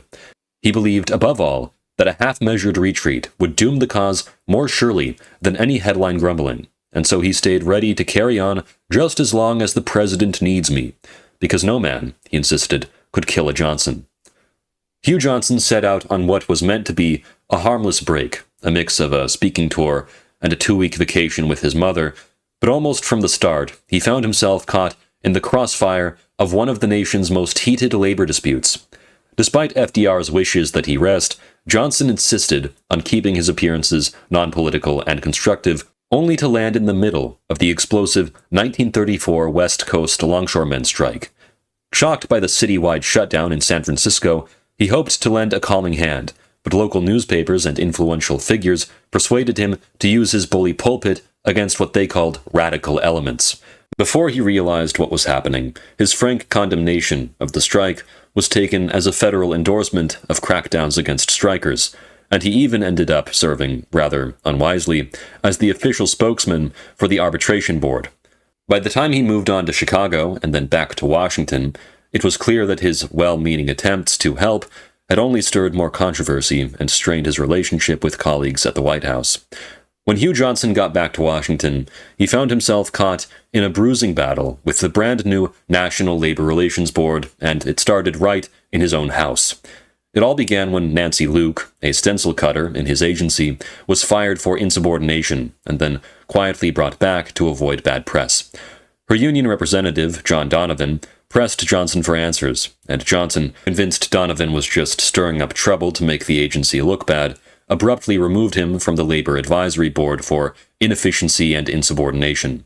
That move, meant to protect the agency, backfired spectacularly, as picketers showed up at NRA headquarters calling Johnson Chiseler Number 1, and Donovan appealed to the Labor Relations Board, which sternly rebuked Johnson for trampling workers' rights. Johnson was forced to reinstate Donovan, though he never admitted fault, dismissing the ruling as a mere smear against the NRA. Things only got messier with a high-profile bus company case in Chicago. When the Labor Relations Board ordered the famous Blue Eagle emblem stripped from a company found guilty of union busting, Johnson retaliated, fearing it would hurt commuters and hand his critics fresh ammunition. He insisted the NRA would investigate first, sparking a furious exchange of letters with the board's chairman, Lloyd Garrison, in which Johnson defended his sole right to raise or lower the Blue Eagle. By refusing to enforce the board's decisions, he effectively neutered its power, and by summer of 1934, many in the Roosevelt administration worried that he was undermining the president's labor policy and risking the New Deal's hard-won support among working Americans. By the end of August of 1934, Hugh S. Johnson was hanging on by a thread. His bold NRA experiments were under constant fire from moderate New Dealers, Congress, business leaders, labor leaders, and the press. At home, his wife's serious illness had forced him to hire 2 full-time nurses he could barely afford. Rumors of an affair with his aide Robbie Robinson had become a Washington scandal, and cabinet figures from Morgenthau to Perkins advised FDR that Johnson's personal troubles would drag down the entire recovery effort. On August 18, 1934, in a quiet White House meeting, Roosevelt gently praised Johnson's achievements and hinted he might need a breather, perhaps a fact-finding mission for the recovery in Europe. Instead of relief, Johnson exploded. "If you want to fire me, say so." FDR backed off, publicly insisting Johnson stay with his feet nailed down. Despite his public assurances, FDR quietly began shifting real authority elsewhere. On August 20th, 1934, under pressure from Frances Perkins and Donald Richburg, FDR pressed a second time, with the aforementioned figures watching, offering the European assignment once more. Johnson saw through it. Humiliated and convinced he'd lost the president's confidence, he handed in his resignation on the spot. 3 weeks later, on September 9th of 1934, Johnson formally proposed turning the NRA into a purely administrative agency of about 60 regional representatives, each backed by legal, labor, and economic advisors. Above them, a new National Industrial Commission, staffed by presidential appointees expert in labor industry and economic policy, would hold real legislative authority over all recovery programs, NRA, AAA, FTC, FARA, DOJ, and more. A national industrial tribunal, complete with sector-specific boards, and a small business appeals board would handle disputes and enforce fair trade codes, backed by real enforcement powers, even the removal of the Blue Eagle emblem for noncompliance. Letting go of General Hugh Johnson wouldn't be easy, especially not for FDR. Johnson had been the face and force of the NRA, and despite his missteps, Roosevelt still felt a deep personal connection with him. But by late 1934, it had become clear that Johnson's time at the helm had run its course. Still, Roosevelt couldn't bring himself to break the news to Johnson directly. He feared an emotional outburst from Johnson, and perhaps more than that, he simply didn't have the heart for such a painful conversation. Instead, he asked an old friend of Johnson's, Bernard Baruch, to deliver the message. Baruch did so bluntly. It was time to step down. Johnson pushed back a little, but he understood. Johnson himself had seen that his NRA redesign left no place for himself. His role would be utterly redundant, so he asked FDR to accept his resignation on September 24th, effective October 15th. Roosevelt accepted his resignation with a gracious letter, sending a final note. "I hope much that during these next few months you will get a thoroughly deserved rest, and that then you will be able to help me further in new duties and new tasks of public service." The paper The Philadelphia Record noted the good work that Johnson had done during the NRA's early days, while the publication Commonweal praised him for embodying the spirit of a soldier, loyal, brave, and committed to service. Hugh Johnson met with FDR personally several times between late 1934 and early 1935 to argue that the NRA still offered the best hope for recovery, and he pushed to tighten the agency's management, demanding Donald Richburg be kicked aside. FDR, convinced, asked Congress in February of 1935 to renew the National Industrial Recovery Act, with Johnson generally approving of the administration's moves, though he warned against an all-out antitrust crusade that he believed would undercut the program. Johnson had never yet believed in forcing codes on industry. He had always insisted that public opinion and the Blue Eagle campaign's moral pressure ought to be the real engine behind code compliance. But in his March 1935 book, Blue Eagle from Egg to Earth, Johnson moved away from his earlier voluntarist approach and began to argue that the right to union representation, anti-child labor rules, and basic minimum wage and maximum hours standards should be mandated by law rather than through sectoral codes. That suggestion surprised his critics, many of whom saw it as proof that he'd matured, while others saw it as evidence that the NRA had failed, a conclusion that Johnson continually insisted against. Regardless, with Hugh S. Johnson gone and no single leader holding the coalition together, the NRA fell into rapid disarray. Communication broke down, factional disputes reemerged, and by spring of 1935, a special commission mockingly dubbed the Darrow Board, after its high-profile legal overseer, Clarence Darrow, a corrupt, bribery-charged lawyer, joined with the Supreme Court to declare the entire NRA experiment at an end.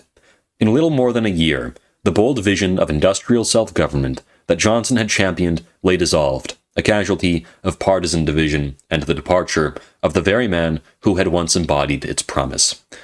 By the time the NRA would be shot down, data from 640 New England firms had been collected demonstrating that the NRA was opposed by only around a third of large enterprises, about 40% of medium-sized enterprises, and only half of small enterprises. However, most firms supported extending NRA codes, with 58% of larger firms and nearly two-thirds of medium-sized firms voting to extend the NRA's mandate for another 2 years. On the other hand, only 40% of small firms voted for extending the NRA. Over the last 7 months of the NRA's existence, federal bureaucracy had dampened the ability of the administrators to take action, killing its effectiveness and leaving little for the public to mourn. In truth, the Blue Eagle died only a little over a year after it had first hatched from its egg, when Hugh Johnson spoke his final parting words to his team at the NRA, stating, quote, "There remains only to say goodbye to you, and this, in my present state of emotion and affection, I cannot do. I shall be here for a few days. I shall devote most of my time to seeing those of you who care to see me, and get down for a few minutes' chat. And now that it is time to go, the Lord bless thee and keep thee. The Lord make his face to shine upon thee, and be gracious unto thee. The Lord lift up his countenance upon thee, and give thee peace.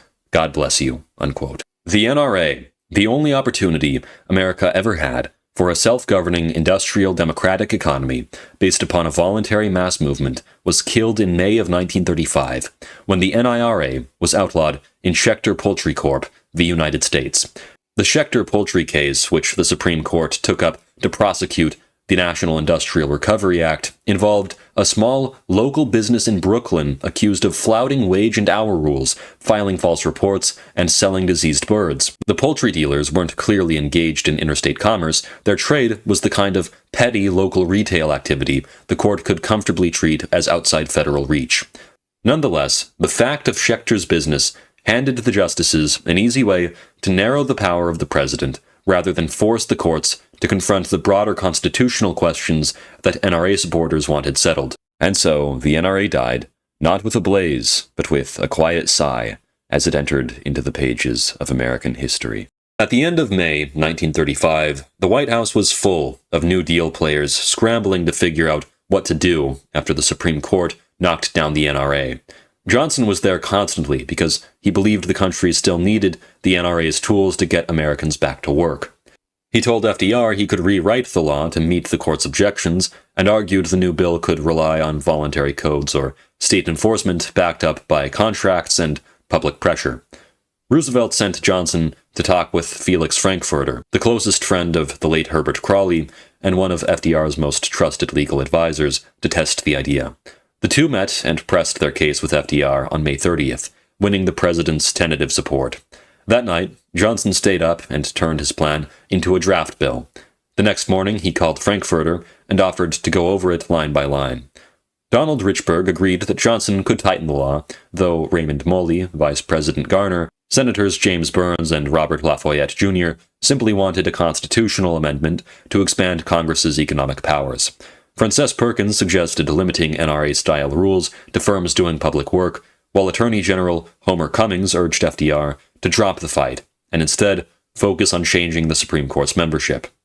FDR thought everything through in his own way.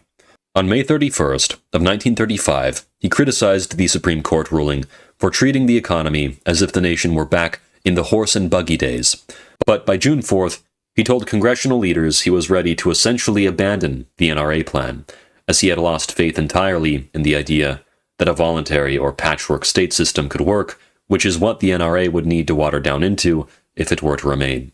If most of industry cooperates but a few shirk, or most states act and a handful refuse, the effort would collapse, that is, without government enforcement. FDR was deeply considering the political scene as well. Business attacks were growing, and FDR needed progressive, pro-labor backing for his 1936 election coalition.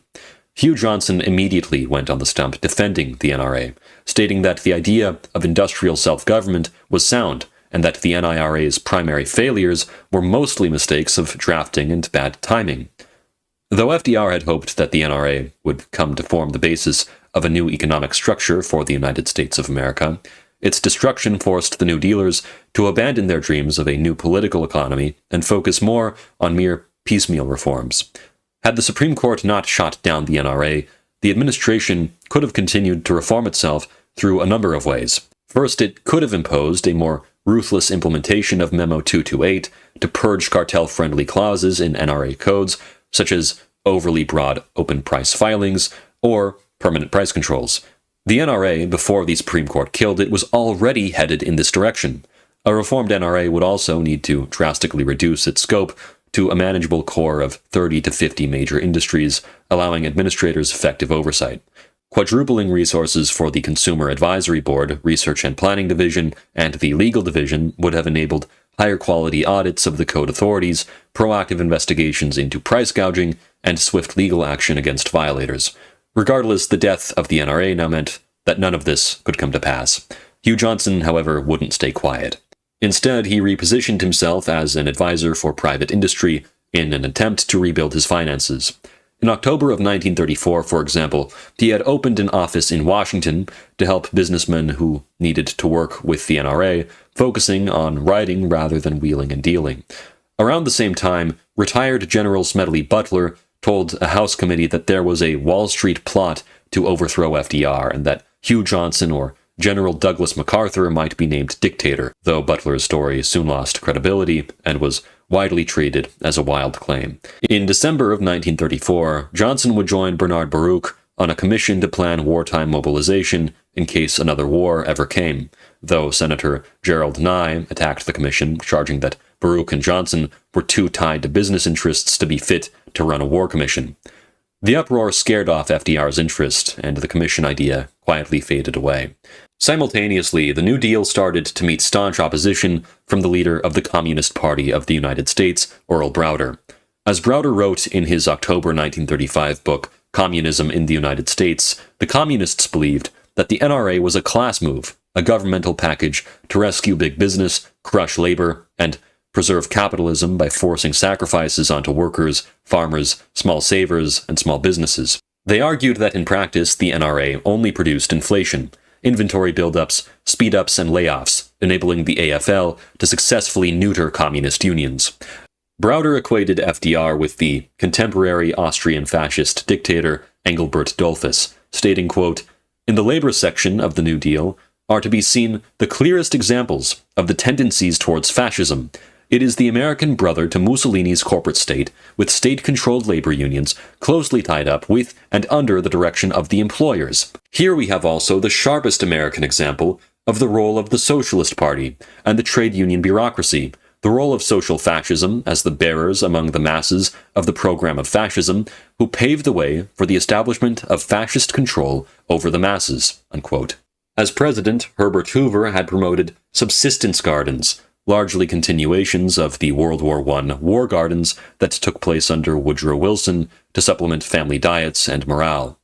However, run by local industry or charities, these gardens aided only employed workers and reached very few of the 12 million unemployed.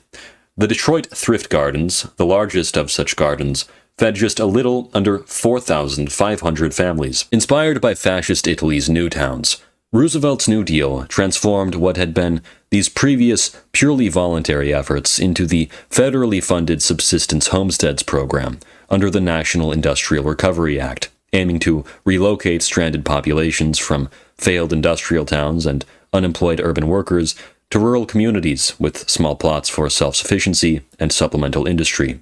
Like fascist Italy's new towns, FDR's Homesteads program sought to relieve urban overcrowding through publicly directed resettlement.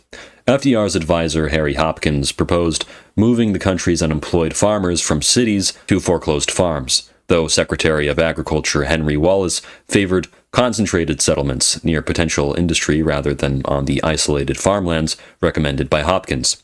Secretary Wallace's approach had hoped to combine subsistence crops with part-time industrial labor, especially in the South, to raise living standards without gutting the agricultural market.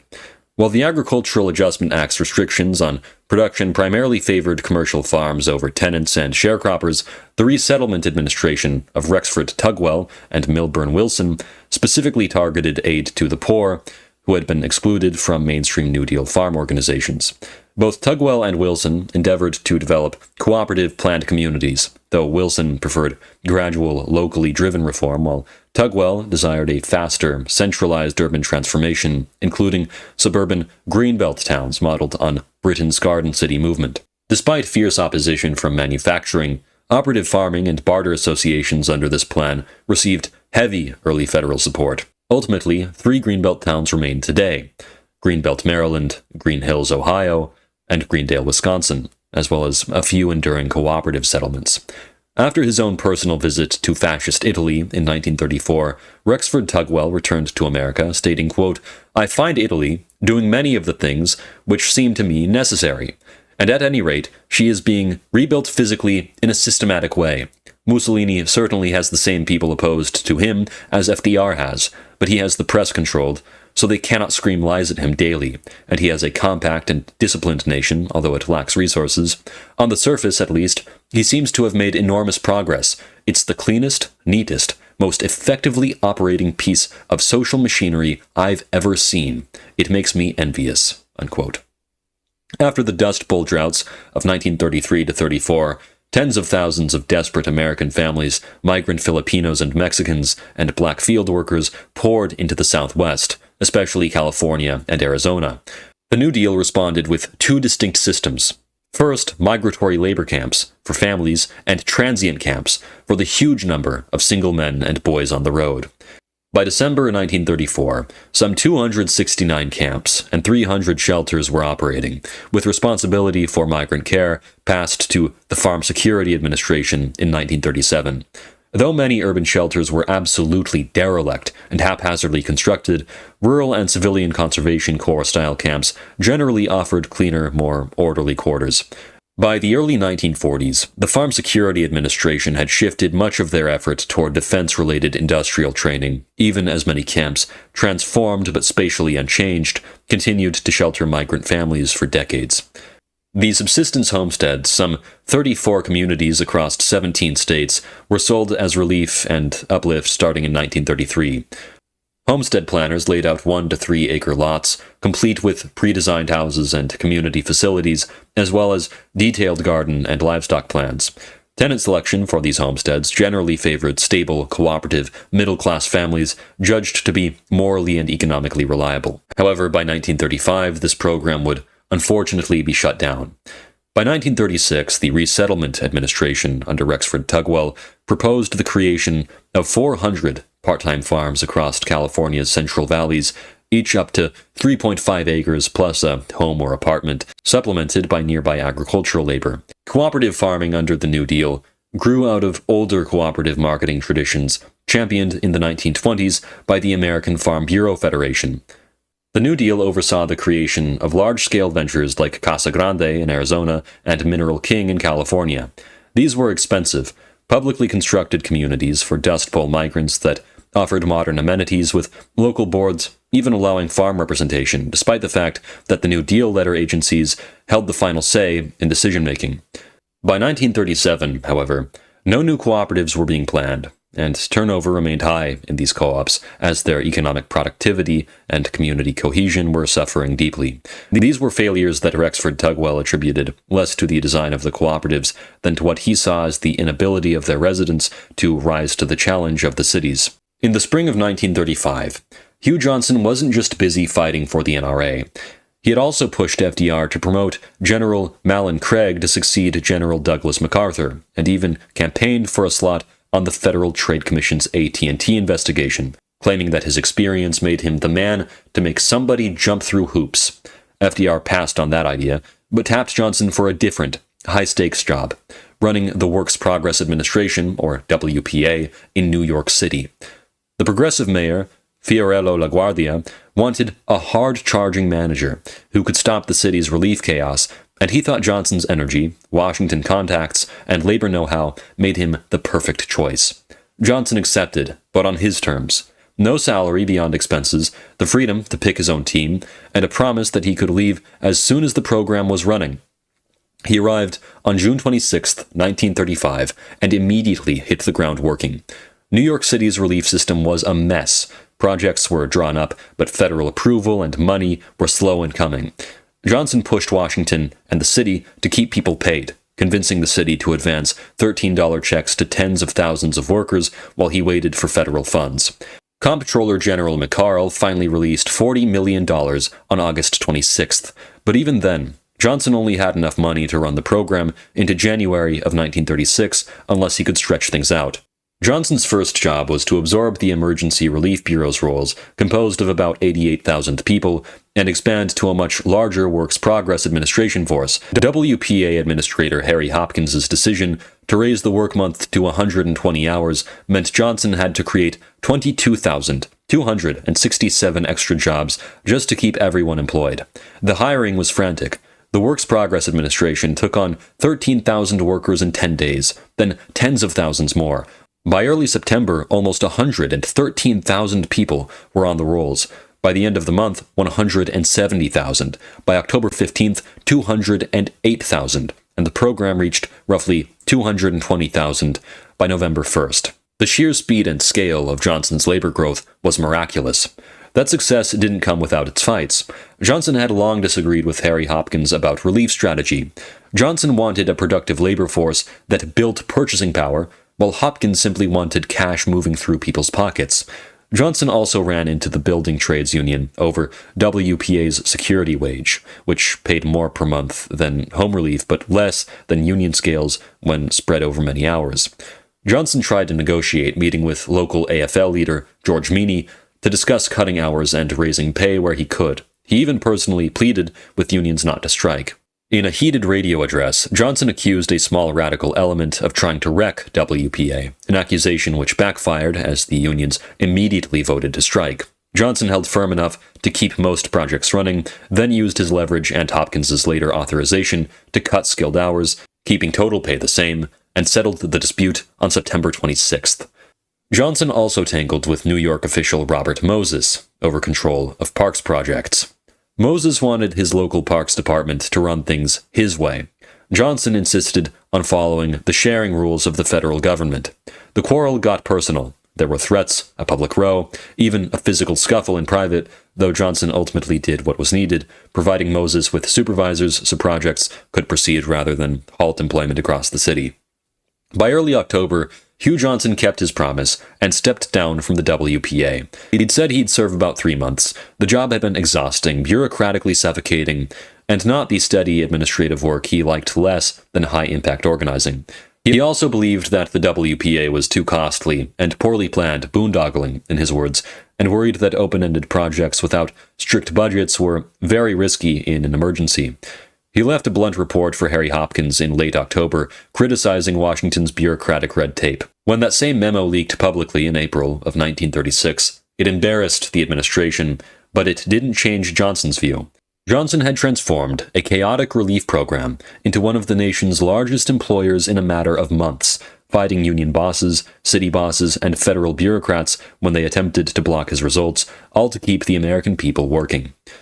Following the fall of the National Industrial Recovery Act, FDR's administration pushed for a more moderate Second New Deal, moving the goal of his administration away from emergency relief and towards the long-term reform of American capitalism. Most famously, Congress passed the Social Security Act of 1935, creating unemployment insurance and old age pensions, the first national social welfare system in the U.S. The Wagner Act, or National Labor Relations Act of 1935, standing in the place of the National Recovery Administration, guaranteed collective bargaining rights and established the National Labor Relations Board to enforce them. The Wealth Tax Act was instated, and new banking laws imposed stricter regulations on finance. The administration also expanded job programs, with the Works Progress Administration employing millions in infrastructure and cultural projects. These Second New Deal policies were explicitly aimed at helping labor, the poor, and other social groups. Unprecedented deficit spending helped finance new dams, public housing, loans to struggling homeowners, and rural resettlement. FDR and his advisors took notable influence from left-leaning labor advocates such as Upton Sinclair and Huey Long, whose ideas pushed FDR towards these later reforms. In fact, it was Huey Long's 1934 Share Our Wealth program that prompted FDR to adopt more radical tax measures, despite the fact that the two figures were personal rivals. When Fascist Italy invaded Ethiopia in October of 1935, President Roosevelt, due to widespread public sympathy for Haile Selassie, imposed a quote-unquote moral embargo on weapons and military implements destined for Italy. It then worked quietly to enlist American shippers and oil firms in a voluntary boycott of gasoline and other strategic materials, hoping to bolster League of Nations sanctions despite both isolationist currents in Congress and the Neutrality Acts of 1935. High-profile initiatives, like Roosevelt's private plea to Mussolini to submit the dispute to arbitration and his January 1936 address to Congress condemning autocracy and aggression, amounted chiefly to moral pressure. By late November to December of 1935, the American response to proposals for an oil embargo on Italy was cautious and, in practice, tilted toward Italy. Ambassador Long's memo argued bluntly that Italy could not do without oil, that an embargo would likely force Mussolini into war, and that American action independent of Geneva would make America morally responsible for precipitating a European war, leading him to urge strict neutrality. Roosevelt and Hull, constrained by Congress and awaiting a Geneva initiative, declined to move unilaterally. Many British officials worried an embargo would harden Mussolini and welcomed the delay, while American isolationists and much of the press amplified resistance to punitive measures. The Hoare-Laval fallout and the Roosevelt administration's shift toward normal trade levels weakened support for sanctions, and Ambassador Rosso tightly reported a swing in American public opinion that favored Italy and would influence Congress. By late winter of 1936, the neutrality renewal revealed a clear pro-Italian tilt in America's foreign policy. To appease isolationists and non-interventionists, notably Nye, Roosevelt backed a compromise. Pittman and McReynolds' bill banning arms, loans, and allowing limited export quotas. Congress, however, adopted Senator Thomas's amendment that merely extended the old neutrality law and forbade loans, stripping the president of powers to cut off goods that Italy needed. The near-unanimous vote thus removed the one lever that might have halted fascist access to oil and motor equipment, much of which had already been bought from Ford and GM, and helped ensure Geneva abandoned plans to embargo oil as Mussolini marched on Addis Ababa. Behind this outcome stood a pro-Italian coalition of exporters, including Ford and GM, parts of the press, Italo-American and Catholic networks, and Ambassador Rosso's lobbying, all exploiting the sentiments of American non-interventionists to block measures harmful to Italy. The result was a cautious, effectively pro-Italian U.S. stance that left Mussolini free to stockpile and press on in Ethiopia. Before resigning, on April 23 of 1936, the American ambassador to Italy, Breckinridge Long, advised FDR to recognize the Italian occupation of Ethiopia, suggesting that the U.S. might as well take advantage of Mideastern trade opportunities previously dominated by the British. William Phillips, Long's immediate successor as ambassador to Italy, desired de jure recognition of the Italian conquest as a means of restoring amicable relations between fascist Italy and the United States. Unlike his predecessor, Phillips assessed Italy's foreign policy with unwarranted optimism. Accepting the reassurances of Galeazzo Ciano, Ambassador Phillips continued throughout the late 30s to inform FDR that Italy had no intentions of going to war or aligning with Adolf Hitler. In spring of 1941, Phillips suggested making clear that the U.S. opposed only Italy's spirit of aggression, not the form of government that Italians chose. Over the course of the second half of the 1930s, Hugh Johnson quickly transformed from being one of the New Deal's loudest cheerleaders to one of its frankest critics. He was a critic not out of animosity, but out of loyalty to the New Deal's initial goals. A few other insiders, such as Raymond Moley, George Peake, and Donald Richburg, shared his worries but kept quiet, as they did not want to weaken the unity of the FDR administration. But Johnson didn't see it that way. He felt that it was his duty, as a good soldier, to call out what he thought were the New Deal's biggest mistakes, believing that blunt, public criticism would help fix the program and keep its core goals alive. What set off Johnson most was the federal government's ballooning spending. Johnson had been the one to push FDR for tight budgets back in 1932, and thought that both a balanced budget and controlling fears regarding inflation would do more for economic recovery than more big spending. He warned again and again in his columns that the nation's money affairs were in the worst mess in our history. He further complained that the Roosevelt administration wasn't clear about its long-term plans, which was troublesome because business needed predictable policy to make decisions, and D.C. was leaving them in the dark. Johnson was tough on FDR's second New Deal relief programs as well. Many of the Works Progress Administration and Public Works Administration initiatives were expensive, wasteful, and ineffective, spending billions, according to Johnson, while not fixing the real causes of unemployment. He was equally blunt about farm policy. The administration chose production limits that pushed prices up while wrecking exports, hurting some industries while leaving surpluses.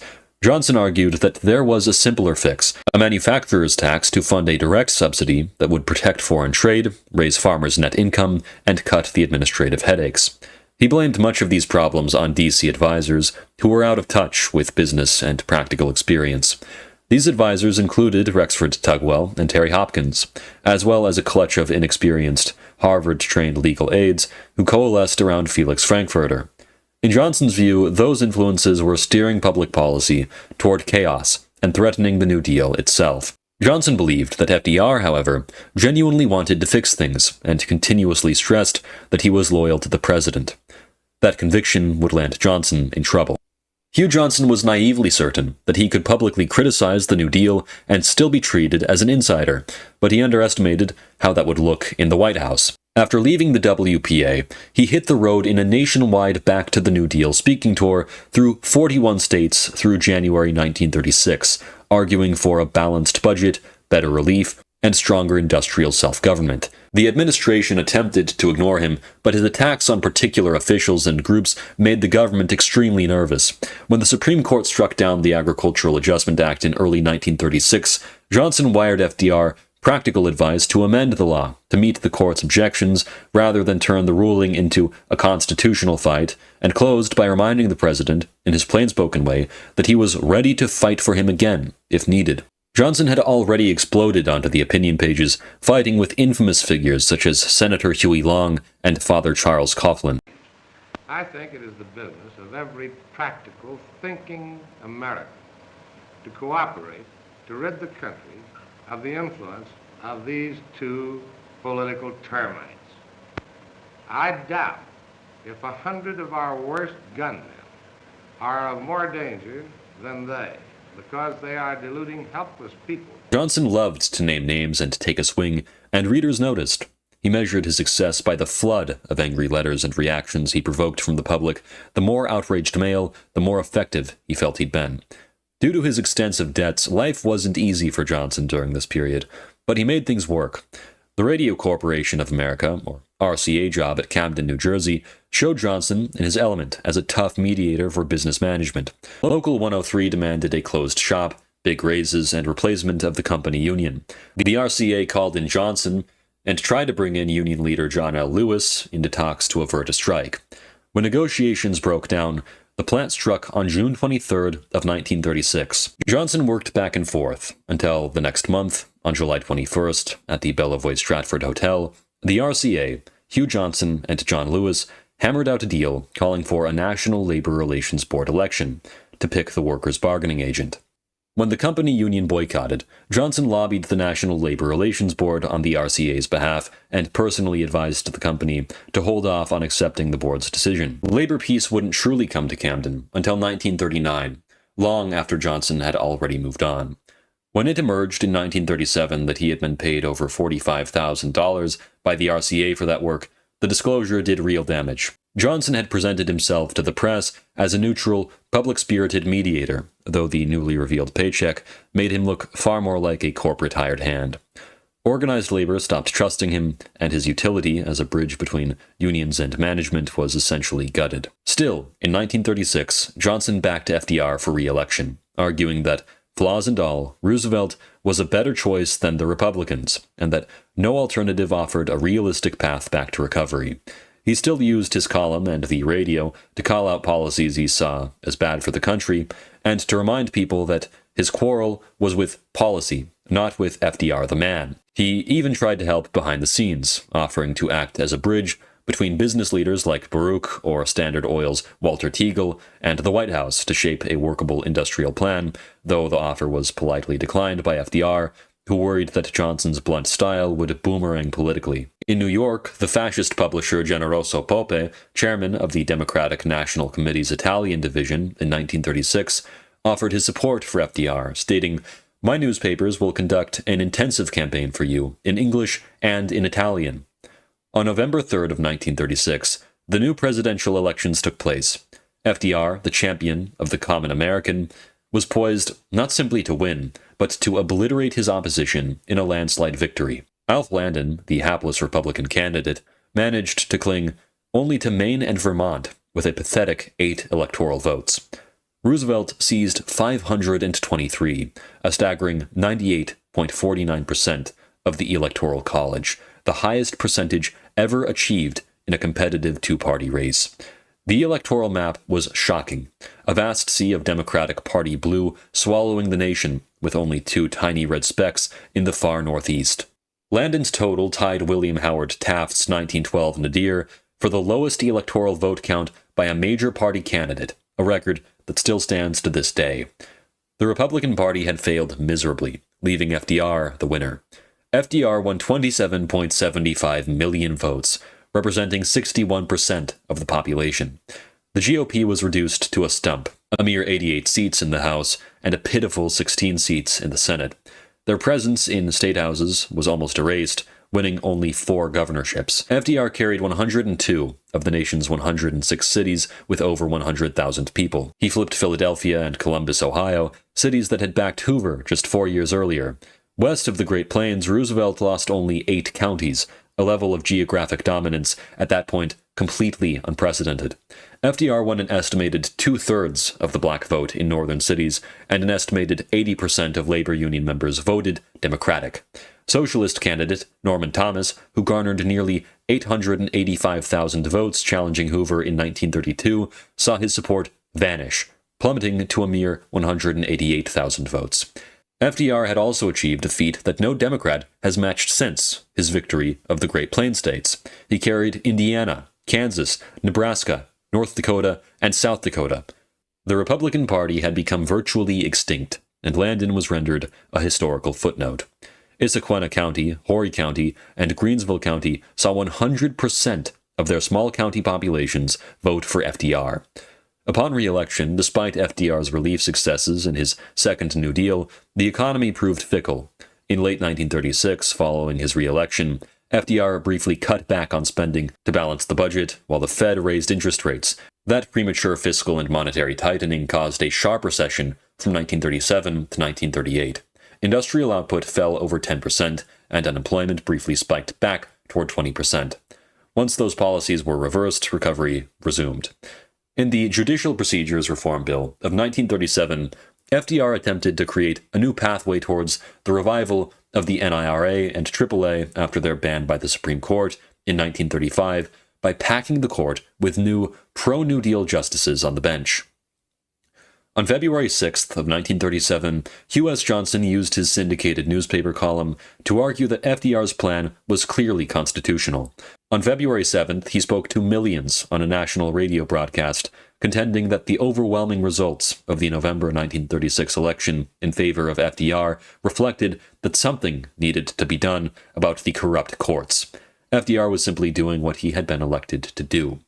Roosevelt himself commented to Johnson personally, stating, "I may use some of the language. I myself prefer yours at its luridest to the language of legal opinions." This court-packing plan, however, ultimately failed.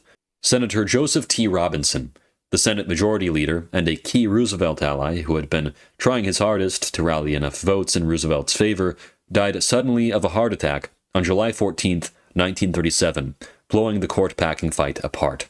Many in Washington, including Hugh Johnson, believed the brutal pressure and nonstop stress of trying to force the Judicial Procedures Reform Bill through the Senate had killed Robinson. Johnson publicly said so in his column, and that accusation drew FDR's wrath. The same day that Joseph Robinson collapsed and died, Il Popolo d'Italia ran a long unsigned analysis titled American Syndicalism. The piece traced the American labor movement's evolution from the old American Federation of Labor, which Fascist Italy described bluntly as a conventional syndical totalitarianism run by a supreme hierarch, to the new challenger reshaping the American workplace, John L. Lewis's Committee for Industrial Organization, which, in under 2 years, had organized 3 million workers and was now moving against the last readouts of open shop capital. The paper quoted Lewis's own definition of his program with evident approval. "Our movement seeks to obtain for workers a wider participation in the benefits of modern industry. We wish to compel employers to recognize it and to create an industrial democracy," a vision Il Popolo called realistic, well detached from Bolshevik ideologies, and, in its own words, a set of victories now old hat for fascist syndicalism. Then came the sentences that mattered. Quote, "It is not without significance that this union phenomenon is unfolding in parallel with that intensive cultivation of dictatorship to which President Roosevelt devotes himself with tenacity and resolve, a process which, independent of the fact that fascistization is spreading outward from the old continent may also demonstrate that of the three great democracies, only two will remain, unquote. 4 years into the New Deal, and on the day that Roosevelt's fight to remake the Supreme Court ended, Mussolini's paper was no longer asking how much fascism America's program contained. It was placing a wager in print that American democracy itself was the next domino in the fall of liberal democracy to fascism. The day before Senator Robinson had passed away, on July 13th of 1937, FDR's youngest son, John Roosevelt, met in Italy with Benito Mussolini. Alongside John Roosevelt in meeting Mussolini were the three sons of Ambassador Phillips, William Jr., Draken, and Christopher, as well as the ambassador's nephew, John Draken. Following the death of Senator Robinson, FDR and Johnson had a stormy private meeting. Roosevelt ripped into Johnson over the column, and Johnson answered in kind, refusing to be cowed. The quarrel cooled only after the two men argued over the meaning of an obscure word bagnio, and Roosevelt then deliberately softened his tone and appealed to their old friendship. The meeting ended with a tearful, awkward reconciliation, handshakes and warm words, but it changed little of what was to come. Those public displays of affection didn't erase what Johnson saw as a deeper betrayal. He had been proud to serve at FDR's side during the first New Deal, but being sidelined and ignored for his practical ideas stung. Men with their own ideas and closer White House access now mattered more than the veteran who had helped fight the Depression's first battles. Nobody, except for the fascist sympathizer James Farley, seemed to want Johnson back in the administration at all. His proposals, such as the repeal of an excise tax or certain unemployment measures, were ignored and dismissed. Humiliated, he vented in print and on the air, and what might have been private frustration became public critique. Over the next few months, his criticism grew sharper and more sustained. Johnson laid forward a steady argument that FDR's later policies were concentrating power in the presidency and steering the country away from an industry-led recovery. Regardless of his support for the court-packing plan, Johnson had come to recognize that the emerging proposals of new big federal programs, more federal control, new taxes and agency reorganizations were concentrating too much power in the hands of the president. Johnson felt that it was his duty to the Constitution to oppose this emerging personalist dictatorship, even if he really had admired Franklin Roosevelt. Johnson called this new era the Third New Deal. Where the early New Deal of 1933 to 34 had tried to shore up agriculture, labor, and banking, and the Second New Deal of 1935 to 36 had added programs like Social Security, which Johnson viewed questionably, the Third New Deal from 1937 onward concentrated power in the White House, expanded spending and taxes, and sidelined all other branches and levels of government. To Johnson, this Third New Deal was a threat to the Constitution itself. One concrete example that infuriated him was the undistributed profits tax. He saw it as a tax on the very capital that companies needed to stay alive and invest. He used a small firm he knew, a local store called Leia Fabrics, to make the point. The company had only just recovered and paid off its debts. The new tax would have been so heavy it just might force the business to close down. For Johnson, the undistributed profits tax symbolized Roosevelt's new tilt against business and toward policies that were now doomed to hurt the economy's recovery. FDR soon began mocking Hugh Johnson in public, referring to him as an unreliable, womanly drunkard unfit for public office. As Johnson saw it, Roosevelt was attempting to make himself minister of everything.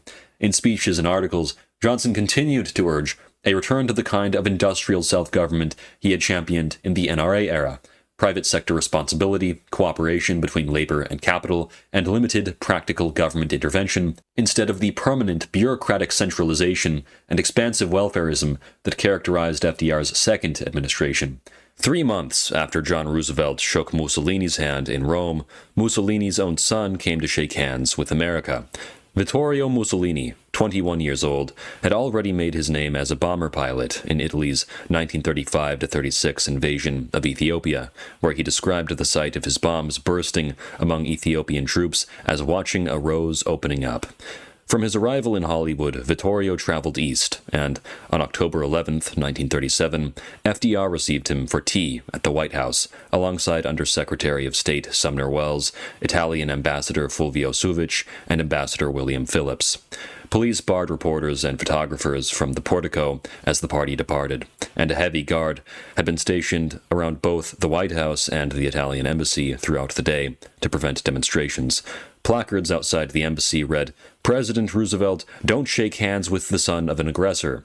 Washington's Italian Anti-Fascist Committee had formally asked Roosevelt not to receive the young man, describing him as the son of a leader who represents the lawlessness of the aggressor nations whom you wish to put in quarantine, a direct stab at Roosevelt's own quarantine speech delivered in Chicago 6 days earlier, in which the president had called for isolating aggressor states. FDR received Vittorio Mussolini anyway. In the summer of 1938, Bernard Baruch proposed a Defense Coordination Board to FDR, a civilian industrial council to knit together planning, production priorities, and private sector capacity before the outbreak of possible full-scale war. This was precisely the sort of institutional remedy for which Hugh Johnson was unusually well-suited.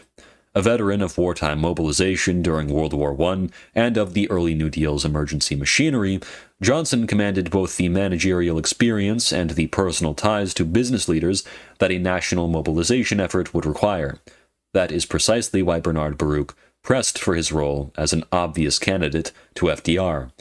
Yet the proposal stalled due to FDR's fear that a powerful quasi-cabinet planning body would alarm Congress and New Dealers, and FDR's reluctance to vest a sensitive coordinating role in a public critic, Hugh Johnson, whose recent columns had made him persona non grata in the White House. In retrospect, it is clear that excluding Johnson was a lost opportunity. An early centralized board might have reduced duplication, accelerated procurement planning, and secured private sector buy-in before later, more ad hoc wartime agencies were forced into being. By 1939, America's economic output had nearly regained its mid-decade peak, and the unemployment rate fell again into the high teens. Indeed, from 1938 to 1942, U.S. production grew by 49%, fueled by gold inflows from Europe and a major defense buildup. FDR's war preparedness measures and emergency spending in the late 1930s were setting the stage for the final economic recovery. On the international front during this era, Roosevelt largely remained politically cautious. He reinforced the good neighbor policy in the Americas, arguably his greatest foreign policy success at the time. Under FDR, U.S. troops withdrew from the Caribbean, and the Platt Amendment, which had given the Americans the right to intervene in Cuba, was abrogated. Roosevelt also handled Mexico's 1938 expropriation of American oil gracefully, working out compensation rather than using military force. The non-intervention principle that Roosevelt championed in Latin America through his good neighbor policy allowed an array of fascist regimes in the region to rise and flourish. The fascist president of Uruguay, Gabriel Terra, was personally embraced by Roosevelt, with the two hugging closely during FDR's visit to Uruguay. Maximiliano Hernández Martínez of El Salvador and Bolivian presidents David Toro, German Bush, and Gualberto Villarroel, all fascists or fascist sympathizers, were accepted under the same umbrella.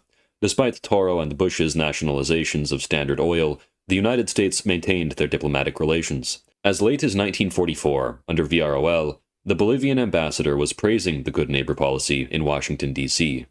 As FDR began pushing for changes to the Neutrality Act and started adopting more interventionist stances toward Britain and China, Johnson, a staunch non-interventionist, grew increasingly concerned that Roosevelt was on the verge of leading America into the European War.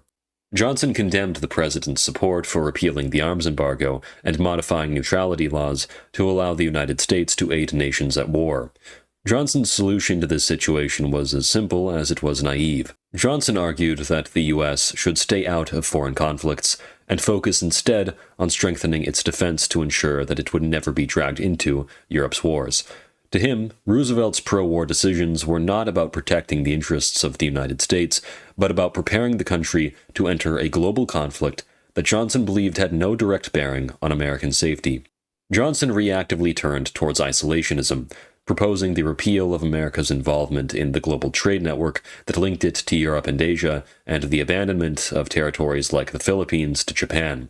In his mind, FDR's desire to support the United Kingdom in the face of German aggression was a colossal error, as it tied the US to foreign entanglements that could only weaken America's position.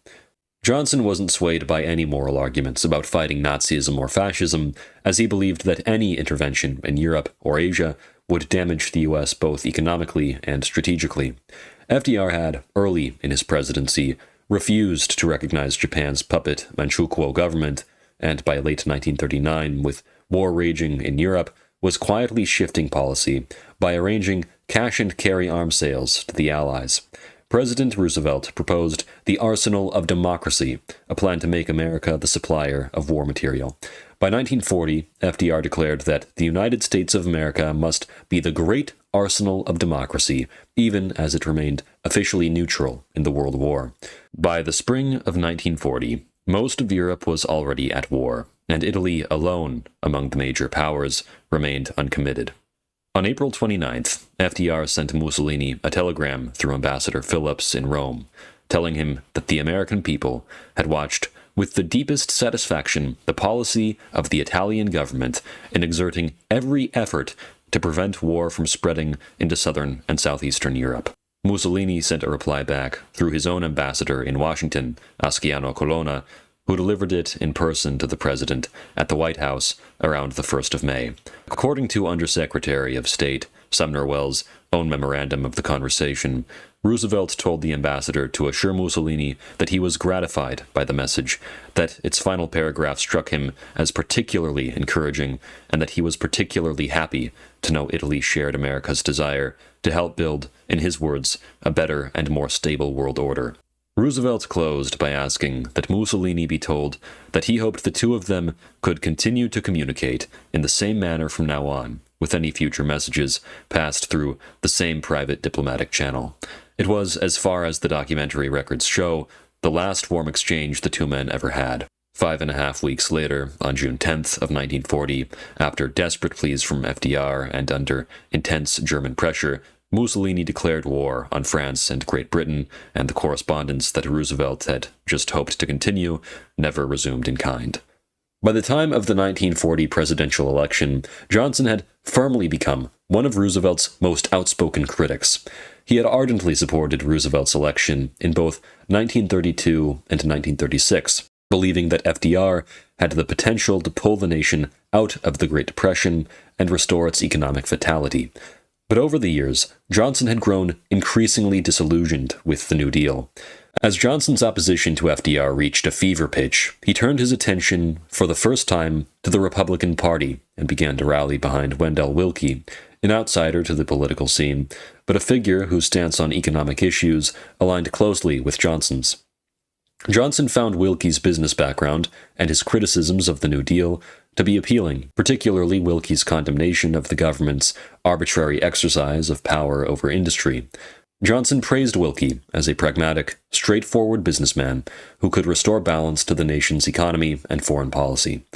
As early as 1939, Johnson became an unprecedented and influential booster for Willkie's presidential candidacy.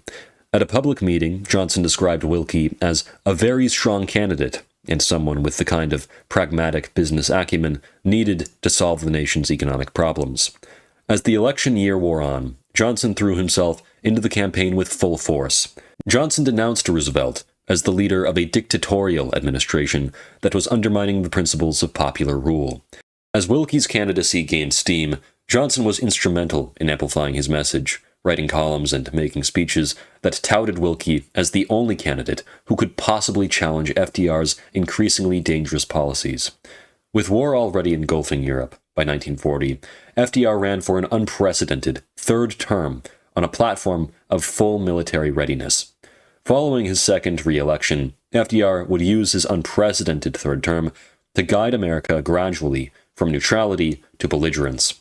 Willkie's argument that if one man is indispensable, then none of us is free now resonated with many Americans who feared the possibility of FDR's administration transforming into a permanent dictatorship. And yet, FDR turned this vulnerability into a strength, convincing his voters that his experienced leadership was essential for navigating the looming global crisis of a world war.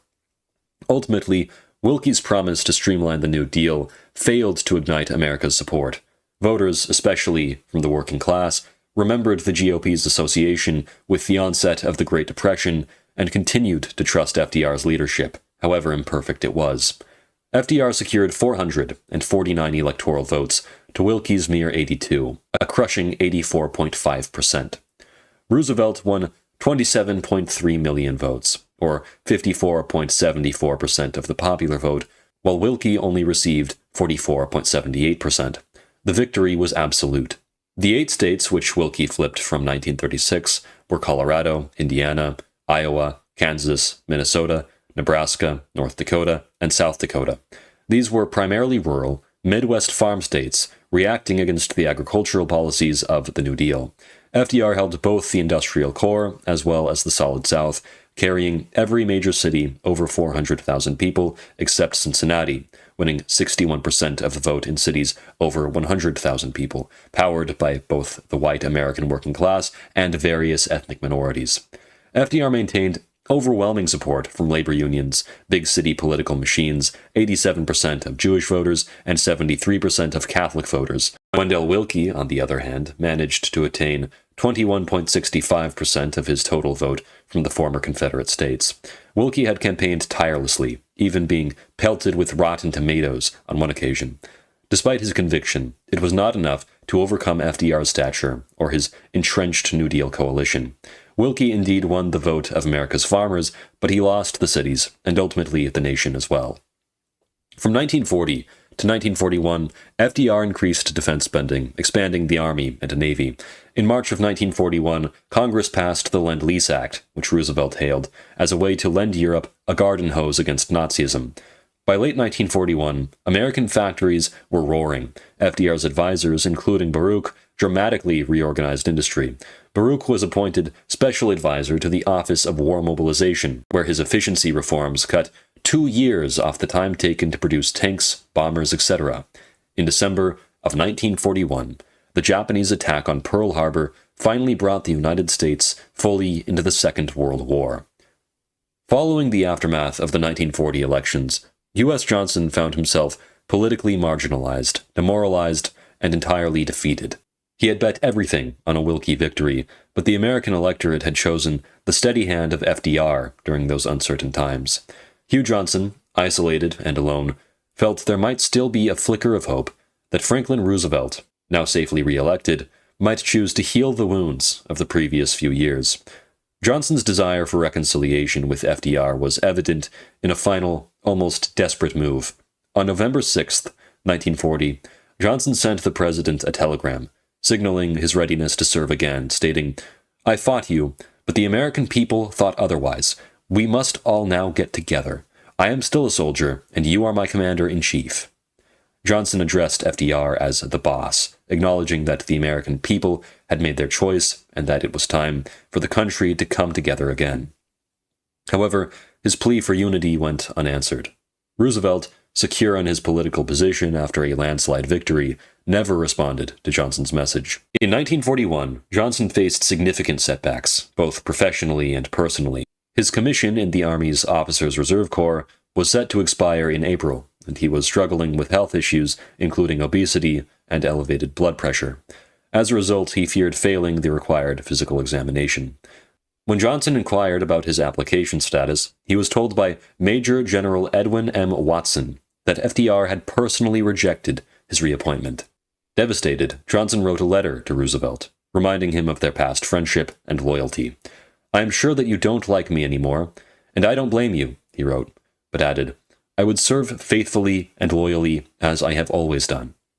FDR remained firm, citing Johnson's physical condition and a preference for officers who could be recalled to active duty. Despite some public support for Johnson, there were no calls for a reversal. The rejection weighed heavily on the man, who had now been stripped of his identity and purpose as a military man, particularly as the World War loomed. On December 7th, when Pearl Harbor was attacked, Johnson was still recovering from his ailments. By April 1942, his health collapsed, and he passed away on April 15th after completing a column the day before. Following his death, Bernard Baruch lamented, "As I left him on the hillside in Arlington Cemetery, I thought of how useful that brain, his courage and facility of expression could have been in the present circumstances. The shattering impact of Pearl Harbor plunged America into unprecedented crisis, with President FDR bearing the crushing weight of national survival. As smoke billowed over the ruined Pacific Fleet, FDR confronted not only a military catastrophe that claimed 2,403 American lives, but an intelligence failure of staggering proportions that shattered public confidence in the administration. In those first desperate weeks, with credible threats of Japanese invasion along the undefended West Coast, General DeWitt's alarming assessments of quote-unquote enemy-raised sabotage risks reached the Oval Office daily, amplified by hysterical reports of signal lights and phantom submarines. Though Roosevelt's own pre-war Munson report had found Japanese Americans overwhelmingly loyal, the military's insistence that racial strains are undiluted by citizenship gained traction amid the fog of war, with California's Governor Olson warning of vigilante violence if sabotage occurred, and Earl Warren testifying before Congress that the community's very tranquility signaled coordinated deception. FDR faced an impossible convergence of pressures. Military leaders demanding immediate action, West Coast newspapers like the LA Times fanning public panic, and agricultural interests openly coveting Japanese-American farmland. The Constitution's protections seemed a luxury America couldn't afford when Stimson warned that danger couldn't be measured by ordinary peacetime standards. Individual investigations of 120,000 people were logistically impossible for the overwhelmed FBI. Targeted arrests of non-citizens ignored DeWitt's warnings about citizen saboteurs, and surveillance couldn't calm the explosive public hysteria. Faced with these irreconcilable demands of military insistence on eliminating all risks, political demands for visible protection, and the impossibility of proving 120,000 loyalties overnight, Roosevelt made the agonizing calculation that temporary exclusion was the best option for Japanese Americans. His signing of Executive Order 9066 on February 19, 1942, was based upon the perceived necessity of a tragic wartime trade-off between the civil liberties of Japanese Americans and the collective security of the United States. President Roosevelt steered the United States into a radical war economy as unemployment plummeted to 5% by 1942. Factories produced ships, planes, tanks, and millions of rifles on the assembly lines. The greatest foundation for this wartime economy was the War Labor Disputes Act, or Smith-Connolly Act, of 1943. The act was a direct response to a massive coal miners' strike, and granted the president the authority to seize and operate any industrial plant threatened by strikes that could endanger the war effort. Congress had effectively handed Roosevelt the power to nationalize private industry at will. Roosevelt did not hesitate to use this power. Montgomery Ward became the most famous example. When the company's chairman repeatedly refused to comply with National War Labor Board orders, FDR ordered the Army to seize its plants and facilities across multiple states. The president stated bluntly that strikes in wartime cannot be condoned, whether they are strikes by workers against their employers or strikes by employers against their government. The same treatment extended to the General Cable Company in New Jersey, whose plant the Navy seized in 1942. The nation's coal mines were taken over at least twice, first on May 1st of 1943 through Executive Order 9340, and again on September 19th, 1944, when 9 specific strike-bound mines were placed under federal control. In December of 1943, FDR ordered government seizure of the railroads to prevent strikes. Beyond these headline cases, the administration seized numerous other facilities: Midwest trucking operations, the Hughes Tool Company, Goodyear Tire and Rubber, gun manufacturers, and dozens of oil companies. The Reconstruction Finance Corporation, originally created in the Depression, was expanded beyond recognition, financing and managing war resources in what one observer called war socialism. The National War Labor Board of 1942 was granted the power to mediate and settle labor disputes, dictating terms to both capital and labor. The United States operated what was, for all intents and purposes, a planned economy from 1941 to 1945. The Lend-Lease program distributed billions in aid to Britain, the Soviet Union, China, and others, realizing FDR's vision of the United States as the arsenal of the Allied war effort. By war's end, the United States had spent over $36 billion on Lend-Lease, 15% of its war budget, sending food, armaments, and equipment across the globe. In 1942, FDR coined the term United Nations for the Allies and helped establish their United War aims. Once D-Day finally came, in June of 1944, American and British troops landed in France under General Eisenhower's command and began rolling back the Axis in Europe. In the Pacific, after the stunning victory at Midway in June of 1942, the U.S. island hopped toward Japan for confrontation with the enemy. As Japanese-American families were uprooted from their homes, Roosevelt ensured the War Relocation Authority, or WRA, implemented policies to preserve their dignity, even in the midst of this tragically miscalculated and inhuman policy. Roosevelt authorized the development of self-governing cooperatives within the relocation centers. 90% of adult internees joined associations like Manzanar's 7,000-member cooperative. Cooperative laundries and repair shops maintained hygiene in the internment camps, while subsidized newspapers like the Manzanar Free Press preserved the free flow of information, and canteens provided essential goods to inmates at near-cost prices through bulk purchasing from Oakland's associated cooperatives. The $12 monthly wage received for cooperative members allowed the Japanese-American inmates to retain their self-respect and their concept of a purposeful community. Manzanar Cooperative Enterprises alone returned $150,000 in patronage rebates. By 1943, with the military situation stabilizing, Roosevelt demonstrated his commitment to rectification, releasing a third of the detainees by war's end. Most significantly, Roosevelt championed the formation of the all-Japanese-American 442nd Regimental Combat Team, which would go down as the most decorated unit in American military history. In November of 1944, Roosevelt won an incredible fourth term, carrying the country on the promises of victory and peace. FDR led Republican candidate Thomas Dewey in every single Gallup and Fortune poll for 18 months before the 1944 election. His lead was double-digit margins for most of 1943 and consistently above 5% through 1944. Never once did FDR trail Dewey in any major poll. Dewey, despite attacking the New Deal as corrupt and wasteful, offered no compelling alternative. With FDR facing health decline, Dewey attacked the president as frail and lambasted him as a communist sympathizer. Dewey failed, in the end, to unify the Republicans, with isolationists and internationalist factions fracturing his support base.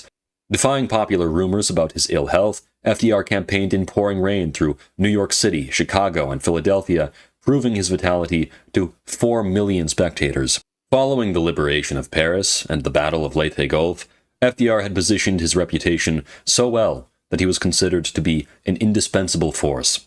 FDR won 53.4% of the vote, 81.4% of electors, swept every former Confederate state, won 86% of America's 12 largest cities, and still carried labor unions, Catholics, and Jewish voters. Dewey lost his own home state of New York in a humiliating defeat of 316,519 votes.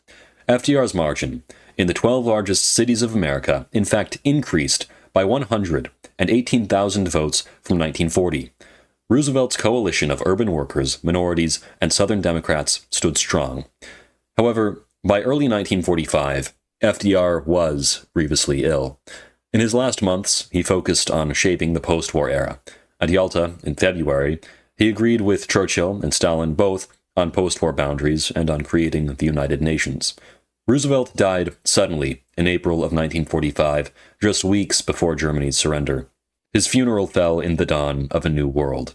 By then, World War II had mobilized the American economy so completely that, as the Library of Congress observes, mobilizing the economy for World War finally cured the Depression. Millions of Americans now had defense jobs or military service. America was forever transformed. Never again would the federal government be so detached from the economy or public welfare as they had been in the aftermath of 1929. In the years that followed the Second World War, the American experiment in planned New Deal communities largely unraveled. Most projects would be privatized by 1954 under Eisenhower. The Greenbelt towns survived only as privatized, suburbanized enclaves, and many subsistence homesteads were swallowed by a sprawl or degraded into isolated, poorly serviced pockets like Houston Gardens, unlike in the Italian Republic, where the new towns endured as one of the many legacies of fascism. But the presence of fascist thought in America did not die with the downfall of the NRA or the New Deal towns. Joseph P. Kennedy Sr., FDR's first chairman of the Securities and Exchange Commission and later ambassador to the Court of St. James, believed firmly, according to his own biographer, Susan Ronald, that fascism was the way of the future. On one of his visits home from London, after being appointed as ambassador in 1938, Kennedy told FDR directly and frankly that the United States would have to eventually arrive at its own sort of fascism. In the summer of 1937, Joseph Kennedy's son, 20-year-old John Fitzgerald Kennedy, toured Europe with his friend Kirk Billings. His diary from that trip, now held at the JFK Presidential Library and published by historian Oliver Lubritsch, reveals a young man observing a fascist Europe with admiration. On August 3rd of 1937, in fascist Italy, Kennedy wrote that fascism was the right thing, in his own words, for Italy. He immediately followed this with a question that reveals the depth of his intellectual considerations. What are the evils of fascism compared to communism? In his descriptions of public order in Italy, he noted that fascism seems to do them good. According to Oliver Lubritsch, although Mussolini's portrait was everywhere, Kennedy liked Italy better than France. The young Kennedy was, as one account put it, blinded by Mussolini. Richard Nixon, president from 1969 to 1974, and viewing the Italian Communist Party as the primary threat to an aligned Italy, sponsored and backed the Italian Social Movement, or MSI, the country's principal fascist party. The MSI was founded in 1946 by members of the Republican Fascist Party with the explicit goal of reviving Mussolini's fascism, attacking the Italian democratic regime, and defending the country against communism. The MSI actively supported both of Richard Nixon's presidential campaigns, seeing him as the candidate of the right-wing alternative for American politics. Behind the MSI's support for Nixon was its dream of transforming Atlantic anti-communism into a project for international legitimation and a world right.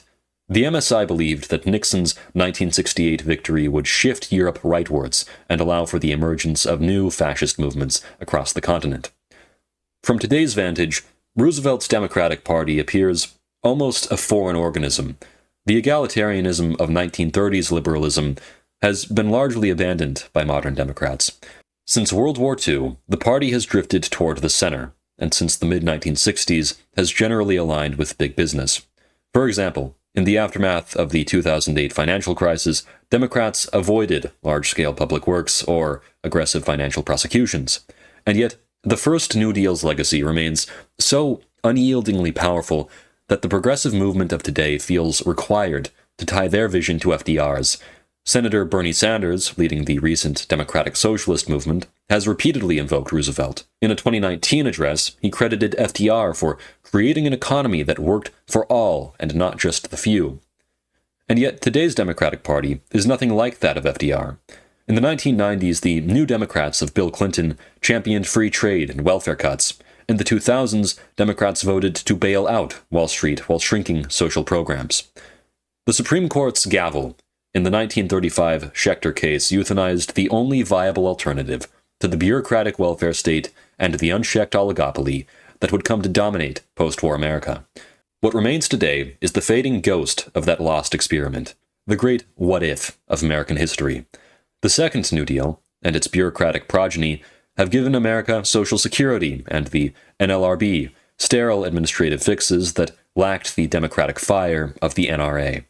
Thus, America is left with the undeniable fact that for a time, it indeed did turn to fascism. This was the fascism of the factory floor, the boardroom, and the union hall, a compact that sought to rescue the American worker from the abyss of wage slavery and the American capitalist from the suicide of cutthroat competition.